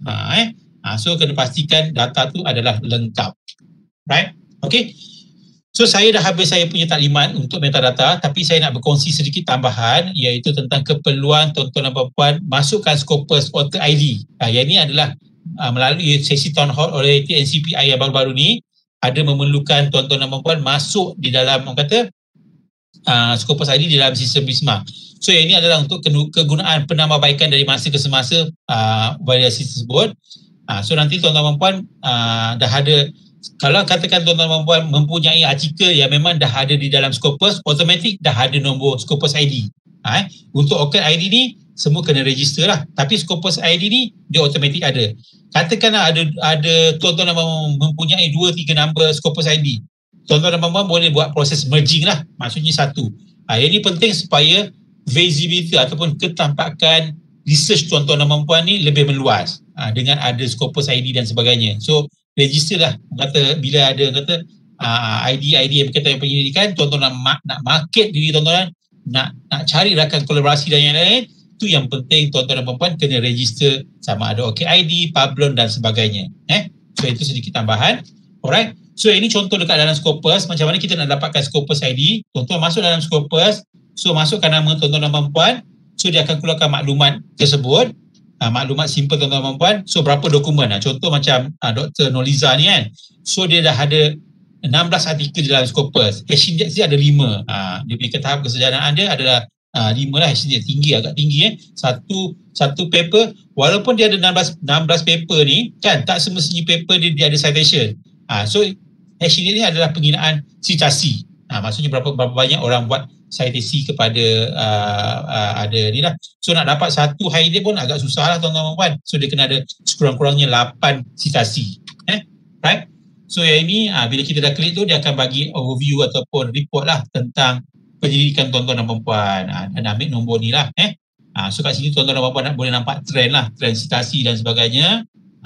So yang ini pun tuan-tuan boleh akan nampak lah topik-topik yang berkaitan ataupun daripada 2015 hingga 2019 dan sebagainya. Okay. So yang ini maklumat ni sangat penting untuk orang kata visibility ataupun ketampakan ataupun untuk tuan-tuan dan puan cari rakan-rakan penyelidik yang lain. So kalau katakan tuan-tuan dan puan nak tahu lebih lanjut, so boleh masuk kelas kami lah. So boleh masukkan kelas kami. So nanti boleh masuk kelas kemahiran Puan Lin dekat Kedah. Puan Lin akan ajar macam mana nak dapatkan Scopus ID dan juga overview tentang Scopus ni. Alright. So saya rasa setakat itu sahaja taklimat saya. So saya buka untuk soalan. So saya mengucapkan banyak terima kasih. So diharapkan penerangan saya ini sedikit sebanyak membantu tuan-tuan dan puan memahami metadata yang perlu tuan-tuan dan puan key in di dalam sistem penerbitan ini. Okay. Terima kasih. Assalamualaikum warahmatullahi wabarakatuh. Okey, terima kasih kepada Cik Ismail kita. So bagi sesi soal jawab sekiranya ada, kita akan berkongsi lah pada akhir kita punya program insya-Allah ya Cik Ismail, begitu ya. Okey, boleh. Okey, untuk sebarang pertanyaan kita akan mengendalikannya pada akhir sesi kita selepas sesi kedua iaitu proses semakan dan validasi penerbitan yang akan disampaikan serta dikongsikan oleh Puan Siti Rohayu Muhammad Yusof. Okey Puan Ayu, dipersilakan Puan Siti Rohayu. Terima kasih ya Puan Lin. Terima kasih juga kepada Encik Ismail dari dah panjang lebar mengenai metadata. Sebenarnya part yang paling crucial sekali di dalam register publication dalam sistem Prisma adalah metadata. Jika metadata tu lengkap, maksudnya lengkaplah satu pendaftaran kepada publication tu. So saya di sini adalah untuk memberikan sedikit information mengenai bagaimana untuk tuan-puan kenal pasti. Okey, tadi kalau Cik Ismail dah banyak lebar pasal metadata, so saya nak menerangkan on behalf of coordinator. Coordinator PITA. Kalau dulu prosesnya daripada researcher dan peringkat yang kedua di peringkat koordinator fakulti dan yang peringkat yang terakhir adalah koordinator PITA. So sekarang dia dah permudahkan cara memudahkan lagi proses validasi itu dengan /1 ni proses lah di peringkat koordinator fakulti. So from researcher to coordinator PITA. So saya nak semua researcher faham dia punya flow kerja tu, supaya kita tahu dengan siapa kita nak tuju. Kalau dulu mungkin ada di dua pihak, di koordinator fakulti ataupun di koordinator PITA. Tapi sekarang is between you and me, macam tu lah kan. So saya akan terangkan sedikit apa yang koordinator buat supaya researcher semua faham selepas you all dah masukkan metadata nanti. Saya cuba share screen, okay? Bentar.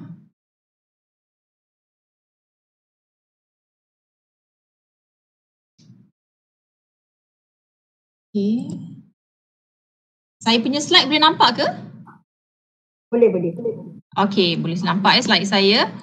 Alright.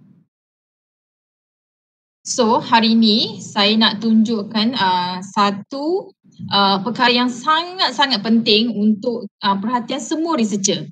Okay, selepas dah masukkan metadata, and then dah sampai ke peringkat koordinator PITA, kita buat semakan. Bila kita buat semakan dan kita dapati terdapat kesalahan yang dilakukan oleh researcher, so kita akan return for correction. Okay, so sekarang bermula Februari 2021, setiap any publication yang kita return for correction akan dapat email notifikasi daripada kita lah, daripada sistem sendiri, dia auto lah. Okay, so ini adalah contoh email yang terbaru lah daripada kita, iaitu kita dah tambah baik dah sedikit supaya dapat memudahkan researcher untuk faham sebenarnya kalau kita return tu apa sebenarnya you nak buat, apa nak edit ke, apa kesalahan yang dilakukan tu apa. So kesalahan tu kita nak you kena pasti dengan tengok dia punya status, which is return for correction. Alright, and then kita refer kepada title apa yang nak kena buat correction. Dan yang ketiganya dia punya journal, dia punya type dia, and then date. Okay, yang penting sekali adalah di bahagian remarks. Okay, dekat remarks ni kita akan bagi tahu kepada researcher apa yang you perlu buat correction. Kalau contohnya macam sampel ni kan, kita memerlukan dimasukkan URL yang betul. Okay, kalau sebelum ni URL kita akan minta untuk yang berindeks, maksudnya any kind of publication berindeks, maksudnya yang researcher publish di 4 tempat sahaja, iaitu di Scopus, WAS, MySite dan satu lagi di ERA. Okay, so saya harap memang semua orang fahamlah mengenai ini kan. So kalau you claim dalam you masukkan register you punya publication, you claim that you daripada salah satu 4 resources ni, so you kena bagi URL yang directly menunjukkan publication you tu berada di dalam database berikut lah. Okay, so saya selalunya akan bertemu dengan pelbagai kesalahan yang dilakukan oleh researcher, di mana selalunya dia akan bagi kita link kepada researcher ID dia, link kepada profile ID dia. Kita tak nak macam tu. Kita nak directly kepada artikel yang itu menunjukkan pembuktian di mana artikel tuan-puan semua telah diindeks dalam 4 sumber ni lah, salah satu 4 sumber ni. Okay, so sorry. Di sini juga kita ada bagi sedikit info lah kepada macam mana nak buat correction dan sebagainya. So please be alert with the email notification. So apa yang berlaku, apa yang pentingnya untuk you buat correction ni, di mana selepas you buat correction, you akan submit semula dan dia akan masuk semula kepada listing pending PITA dan kita akan buat semakan semula. Hopefully sekali sajalah correction tu dibuat, tidak berkali-kali. Kalau kesalahan masih dilakukan, kita akan like back to square one lah. Okay, so kita nak macam tu. So kita harap dengan sekali saja kita bagi return for correction akan dapat akan dapat difahami dan dibuat pembetulan lah oleh researcher. So please be alert with the email notification. Kita tak nak you mengalami satu kerugian untuk publication di tahun tu. Contohnya Kita tak nak macam you just ignore ataupun you tak tahu pun nak buat apa dengan email notification tu. Simpan sampailah publication tu pun dah masuk ke tahun berikutnya, kita masih lagi tak dapat validate kepada you punya publication tu. So sistem dalam UiTM mana MyATP ke semua tak dapat nak tarik, so satu kerugian. So sebenarnya ada banyak dah bermula pada tahun lepas lah. So pastikan kalau dapat email notification, please do your correction. Okay? Okay. So kalau tengok dekat sini, dekat menu Upena menu ni, pending record ni lah yang kita nak buat semakkan. Okay?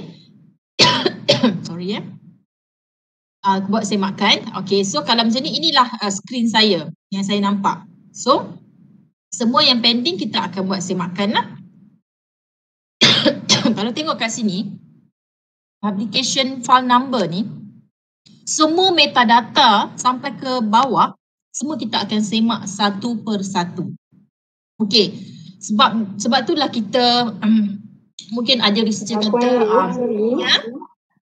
Puan Ayu sedang display paparan yang mana tu Puan Ayu? Saya punya keluar di screen adalah pusat sitasi. Apa dia? Oh, ya ke? Screen adalah pusat sitasi. Oh, ya ke? Lah, kena tak beritahu saya tadi. Okey, sekejap saya stop sharing. Okey. Oh, tak nampak lah tadi saya punya email notification ni. Right. Tak apalah, tapi yang tadi saya terangkan tadi mungkin fahamlah mengenai kepentingan untuk mengambil tindakan bila dapat email notification daripada sistem Prisma. Okey? Yang seterusnya adalah kita nak bagi tahu apa yang kita semak.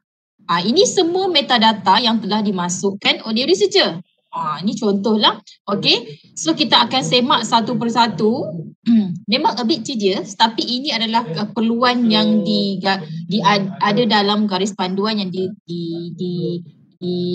dibuat oleh RMC lah. Okay. So semua metadata ni kita akan semak satu persatu. Okay. Alright. So di part inilah, ini yang paling crucial for coordinators dan untuk researcher juga. Okay, macam saya cakap tadi, so kita akan buat validation status, kita akan pastikan kelima-lima item ni you all lengkap. Maksudnya the title is correct, authors is correct. Authors you have to masukkan semua author. Ada 10 orang together with you, masukkan 10. Kalau you collaborate dengan your friends daripada luar, you collaborate dengan authors daripada international ke apa ke, pun you boleh masukkan, tak ada masalah. So kita nak pastikan bukan you seorang saja dalam tu lah. So kalau penerbitan tu kalau ada seorang main author dia dah masukkan, so you tak perlu masukkan lagi lah. Alright. So and then bila I tick semua ni, baru semua publication ni dia akan considered as published. Okay. Kalau dah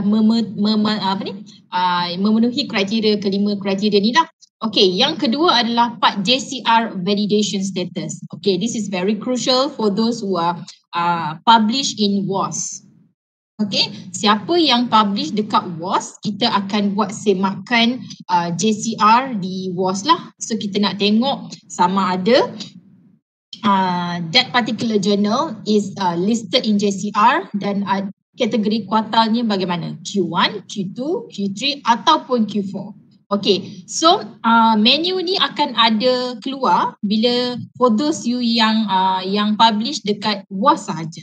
Okay, kalau dekat Scopus tak ada, dekat MySite tak ada, dekat ERA tak ada, tempat lain tak ada. Kalau you claim masa awal-awal masukkan metadata, di WOS memang dia akan automatically akan keluar section untuk JCR validation dengan kuartal. You masukkan kuartal. Kalau jurnal tu kuartal 1, you masukkan kuartal 1 lah. So nanti saya akan tunjukkan juga macam mana untuk you check all the kuartal tu dalam WOS. Right? So seterusnya kita akan make sure publication tu memang betul dipublish di tempat yang you claim lah. Kalau di Scopus, kita check dalam Scopus. Masa itulah kita akan require you untuk you berikan URL. So it's very important. Jangan bagi URL kepada jurnal yang diterbitkan. Selalunya ada researcher dia pergi dekat journal tu, dekat website journal tu, dia ambil je link journal tu and then dia paste dekat sini. Tak boleh. Dia mesti melalui database tu punya website dan mesti melalui easy access library. Nanti saya tunjukkan macam mana lah for those yang tak tahu. Mungkin ada yang dah tahu tapi for those yang tak tahu lagi lah. Okay. So kalau I check all the criteria dah betul, okay, saya akan tick, kita bagi yes, contohnya ni dekat Scopus kan. So I can tick publish, okay. Ataupun kalau tak ada metadata yang tak lengkap, I can return for correction. Okay, so when I return for correction, so dia ada list of remarks sini.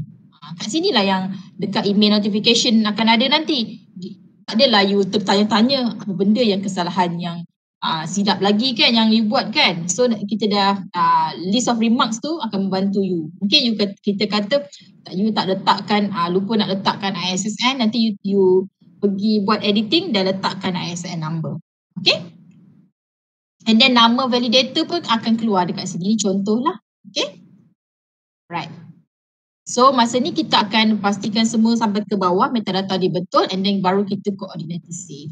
Bila coordinator save tu maksudnya proses validasi tu dah habis. Lengkap dah proses tu. Okay. Alright. So yang perkara yang penting seterusnya adalah for those who are published maksudnya dalam my site. Okay, my site ni untuk pengetahuan researcher semua adalah dia konsep dia macam Scopus dengan Web of Science juga. Okay, dia ada merupakan index database. Alright, so daripada mana dia dapat semua artikel-artikel? Daripada my journal. Okay, ini semua my journal dan my site adalah database daripada KPT lah. Okay, so semua artikel akan di-upload dan dimuat naik ke dalam my journal. Okay, my journal ni macam repository lah. And then akan di-index masuk ke dalam my site. Okay, and then dia akan melalui proses penilaian dan sebagainya. Dan untuk jurnal-jurnal sekurang-kurangnya 2 ke 3 tahun dah matang di dalam my journal, dah diregister dalam my journal, then only can be indexed di dalam my site.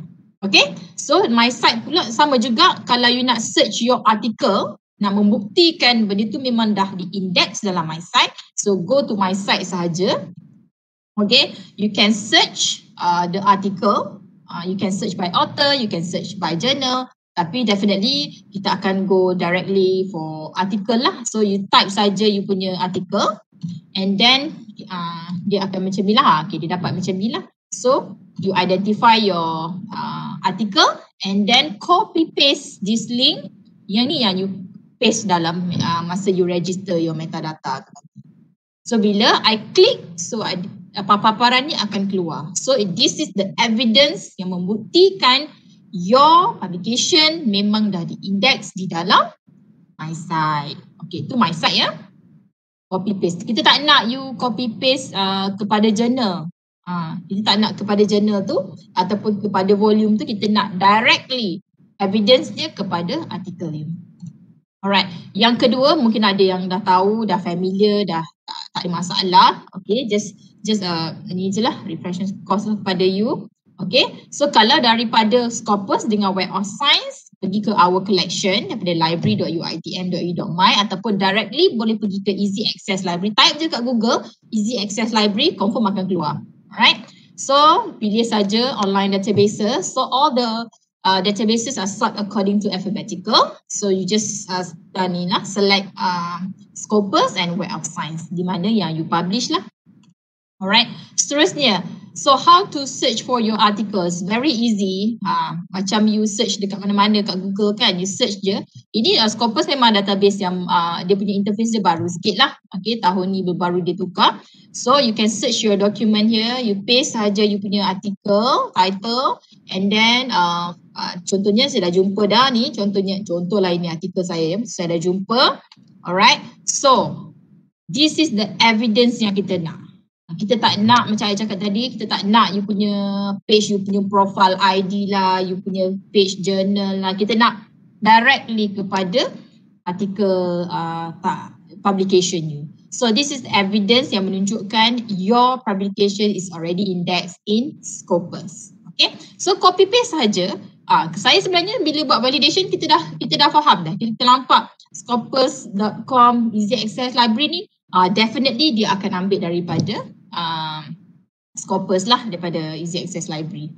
Okay, just copy paste saja link ni, masukkan ke dalam masa you register metadata. It's very easy. Okay, sama juga prosesnya di Web of Science. Okay, Web of Science pun ada interface baru tahun ni. So, sama ada you can go by basic search and then you click search, definitely you get the article. Just make sure this is your article, alright? And then, sama juga. This is evidence yang kita nak. Okay, just copy paste and then dekat je. Okay, the last part is ERA. Whoever publish in ERA, this one tak perlu link. Link kepada 3 saja. Web of Science, Scopus and my site. Tetapi ERA tak perlu letak link.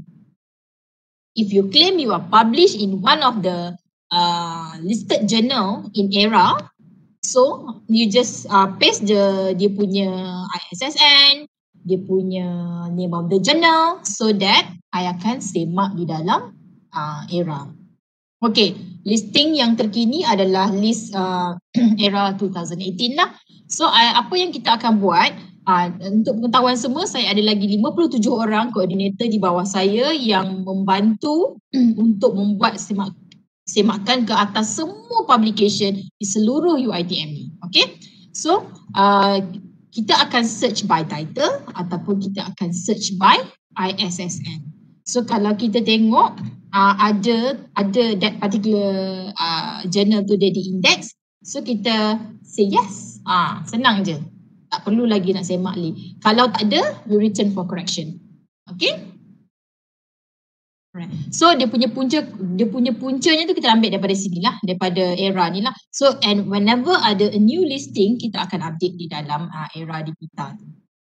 Okay? So the yang paling terkini adalah yang 2018 lah. Dah habis. Okay, tapi sebelum tu saya nak tunjukkan dulu. Sebentar ya.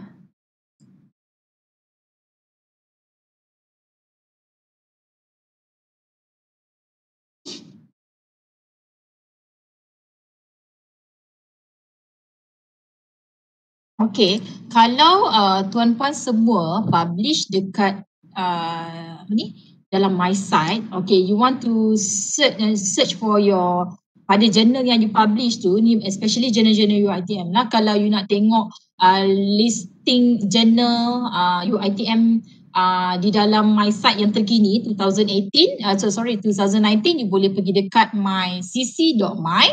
Okay, you pergi je under senarai journal my site, klik di sini and then you dapat tengok senarai journal di dalam yang ada di dalam my site. Untuk semak lah whether your journal is there or not. Okay, ini adalah listing yang terkini. Okay, seterusnya tadi saya tunjukkan. Okay, one more thing, JCR. Okay, for those who are published in Web of Science, so if you want to check your journal is in which portal, you can go to Web of Science. Dekat yang atas ni ada Journal Citation Report. Alright, you can click Journal Citation Report. Sorry.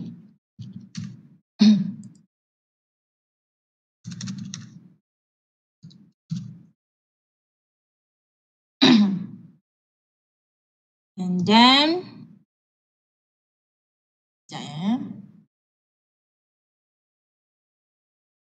alright, so dia akan keluar beginilah. So whether you can type the name of the journal directly to search box ni ataupun you can browse by journal.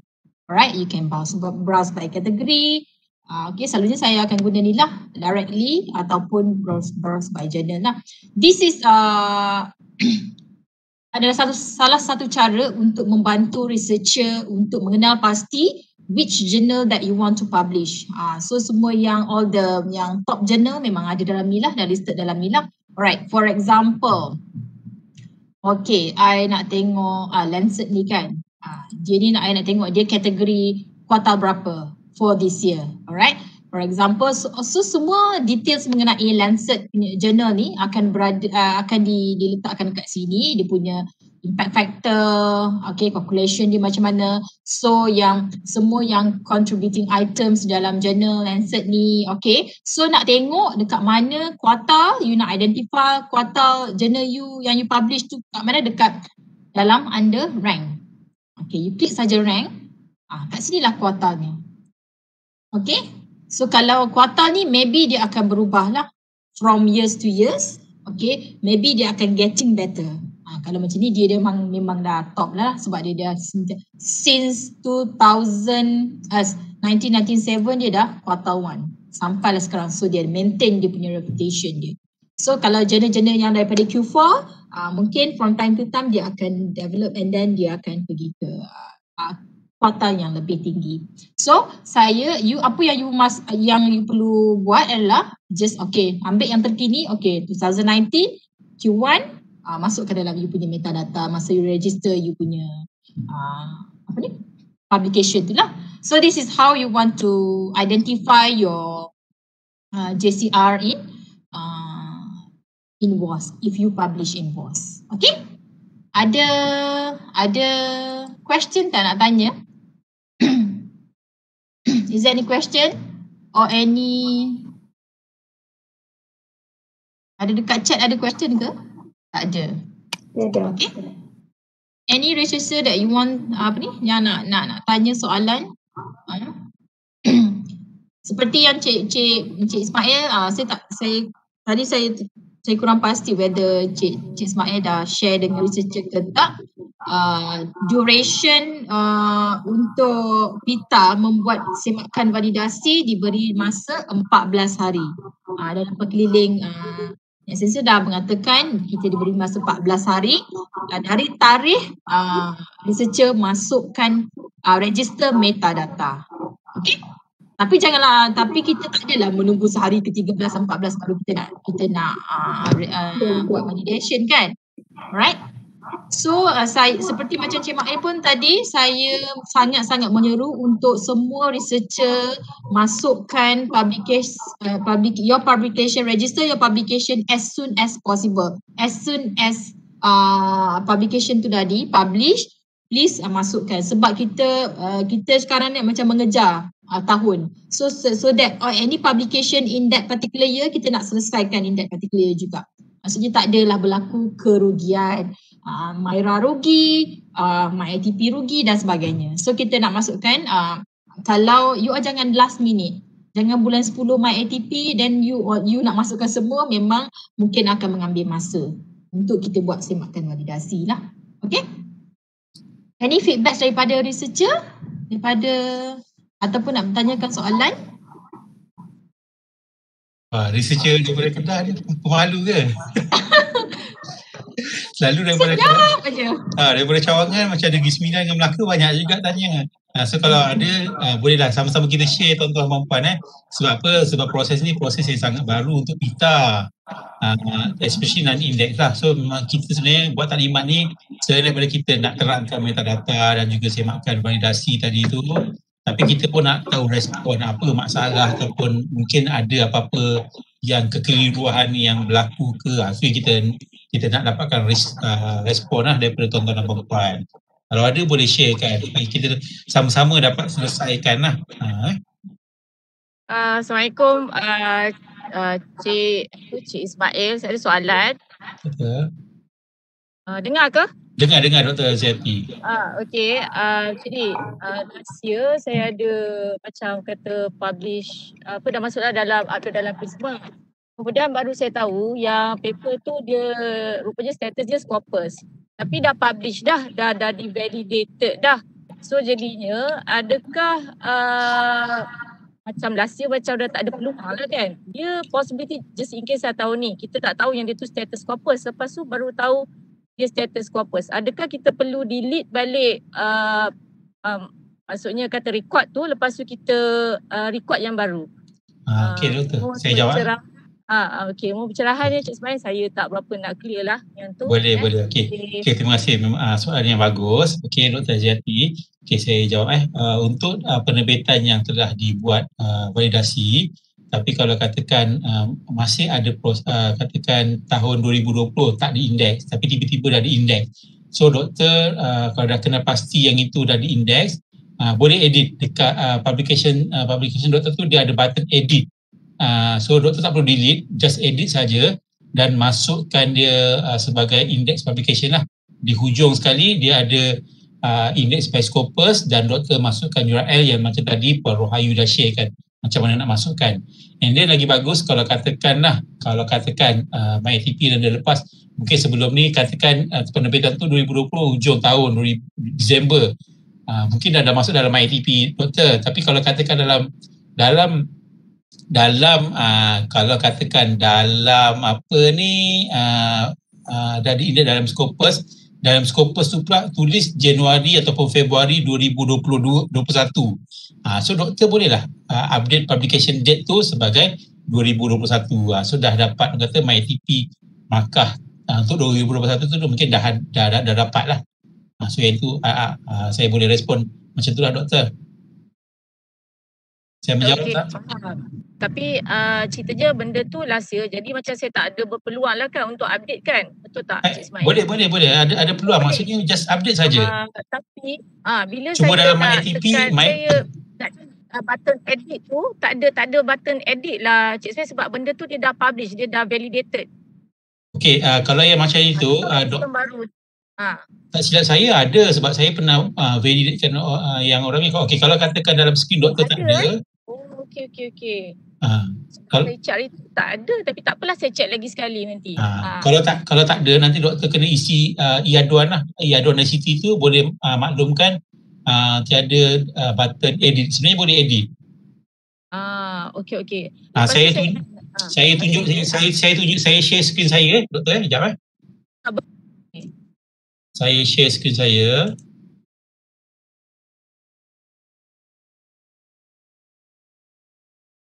Okey, nampak skrin saya? Okey, nampak. Sekejap Pisma. Saya kena buka balik Pisma. Jadi kalau ikutkan ada tu doktor.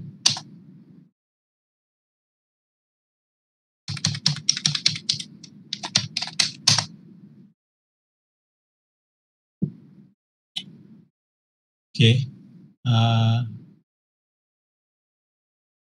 Nampak kan maklumat ni kan? So kalau kat sini kan tengok contoh, kalau katakan dia ada button edit, biasanya journal dan juga journal dan juga proceeding biasanya dia ada button edit lah. So kita boleh edit. Yang macam ni dah publish kan? Betul. Patutnya dia ada, tapi pelik kat saya punya tak ada. Tak apa, saya tengok lagi nanti. Okay, alright. So nanti doktor tengok lah. Kalau tak ada, nanti doktor boleh isi aduan dekat sini doktor dekat helpdesk, ambil aduan ICT. Okey. Boleh insyaAllah. Kemudian saya nak tanya satu soalan. Kalau macam kata paper tu dia dah status Scopus, lepas tu pada last year dia discontinued. So adakah dekat dalam Prisma tu dia akan tarik balik status Scopus tu? Tak ada. Okey, untuk yang discontinue punya publication, kalau katakan tahun yang doktor dah publish tu dia dah di-index jadi kita dah di-index dalam Scopus, dia memang kekal yang ada. Yang discontinue tu maksudnya publication yang sekarang dan juga yang akan datang lah.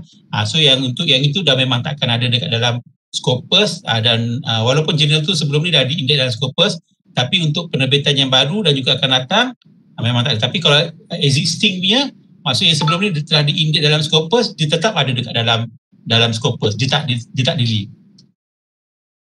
Sebab masa tu adalah masa yang diorang dah gazette sebagai index by pihak mereka kan. Terima kasih Cik Ismail. Assalamualaikum. Okay. Salam. So ada ke yang lain lagi kan? Cik Ismail ada soalan dekat ruangan chat. Right.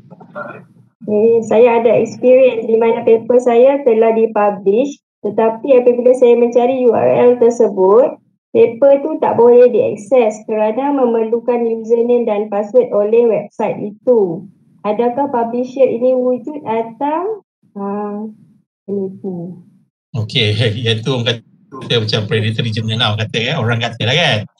Okey, kalau kes-kes yang macam tu, okey, kalau kata yang itu untuk akses kita susah nak ni lah. Tapi boleh orang kata bagi tajuk dekat kami, nanti kita orang try cari. Adalah cara-cara yang kita orang boleh try dapatkan, doktor.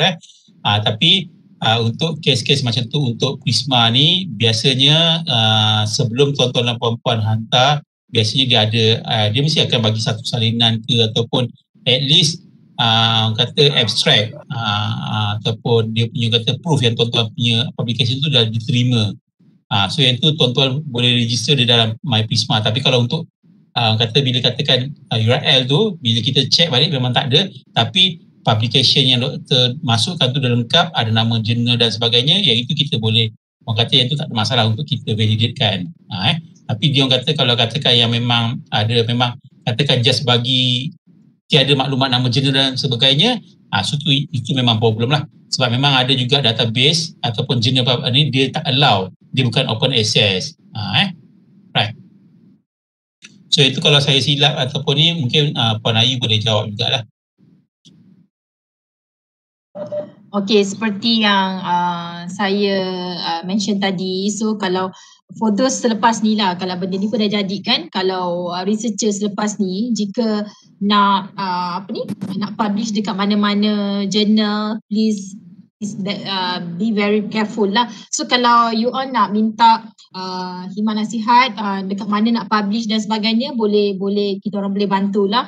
Memang kita ada buat di unit sokongan pendidikan, memang kita selalu menerima email daripada researchers itself untuk kita semak whether this particular journal is listed dalam Scopus ataupun Web of Science ataupun tidak. So once kita identify dia punya status, then only kita bagi feedback kepada researcher so that you can decide to publish in what journal. So kita tak nak you publish dalam jurnal-jurnal yang dia takut dia menjanjikan you bulan dan bintang, nanti di kemudian hari dah tak ada, macam tak ada link dan sebagainya lah.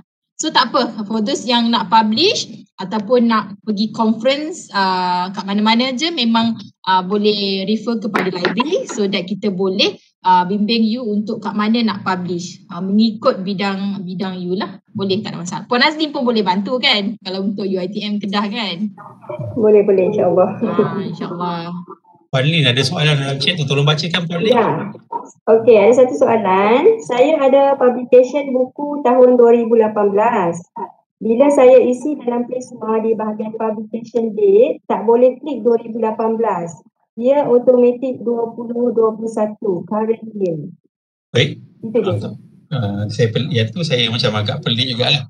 Tahun dia boleh tu, kalau ikutkan dia boleh, kalau tak boleh tu mungkin masalah pada komputer tuan-tuan dan puan ataupun masalah sistem. Sepatutnya memang boleh. Dia tak ada, kata dia tak ada lockkan ni. Untuk macam buku, penerbitan buku, tarikh tu tak kisah sangat, tapi tahun tu biar tahun penerbitan lah. So itu mungkin masalah teknikal sedikit.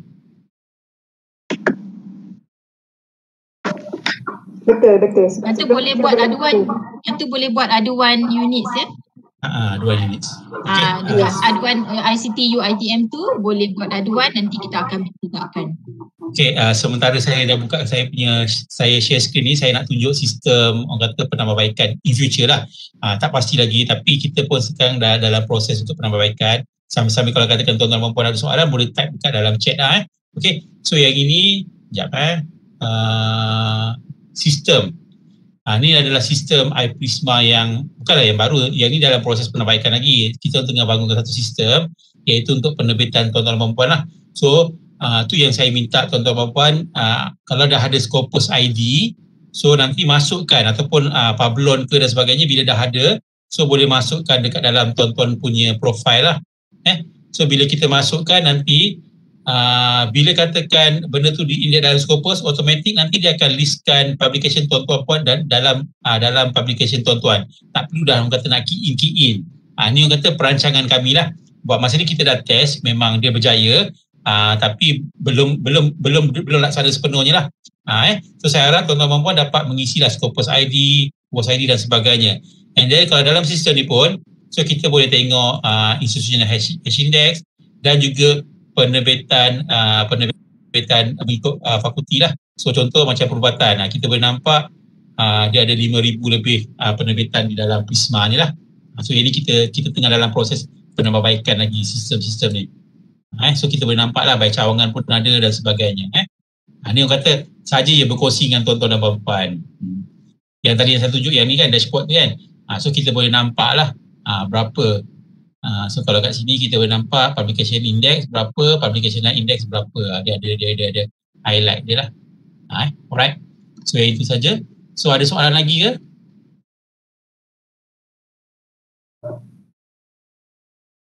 Ada soalan lagi ke? Di chat tiada. Okay. So kalau tak ada, kita boleh tamatkan lah kot. Okey. Sebelum pada penganjur, saya tuangkan kepada penganjur. Baik.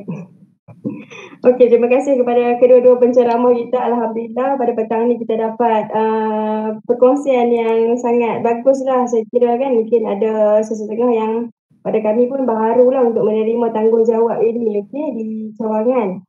Okey, so terima kasih banyak-banyak kepada Encik Muhammad Ismail Abidin serta Puan Siti Rohayu Muhammad Yusof yang mana telah banyak berkongsi tentang Prisma pada petang ini. InsyaAllah dapat membantu kami di UiTM Kedah lah dalam pelaksanaan PI dan juga penerbitan kita punya publication dalam Prisma. Alright, terima kasih juga kepada kita punya jemputan iaitu Prof. Dr. Nur Azura, Dr. Saiful, Puan Khairunisa Omar dan Khairunisa Musa. Tak lupa juga kepada ketua perpustakaan saya lah iaitu Puan Azizah binti Kasim kerana dapat menjayakan program kita pada petang ni. Alhamdulillah, terima kasih juga kepada keseluruhan semua peserta yang telah menyertai program kita lah ataupun kita punya perancangan pada petang ni berjalan dengan lancar. Terima kasih saya ucapkan sekali lagi. Dengan ini, link kehadiran telah saya sediakan di ruangan chat dan mohon isi kehadiran tuan-puan dalam link kehadiran tersebut. Dengan itu, saya akhiri program kita pada petang ini dengan tasbih dan surah Wal-Asr.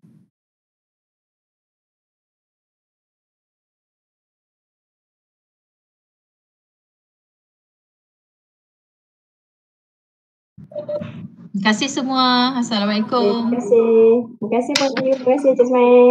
Okay, terima kasih Puan Lin. Terima kasih Puan Azizah. Okay, Assalamualaikum. Salam.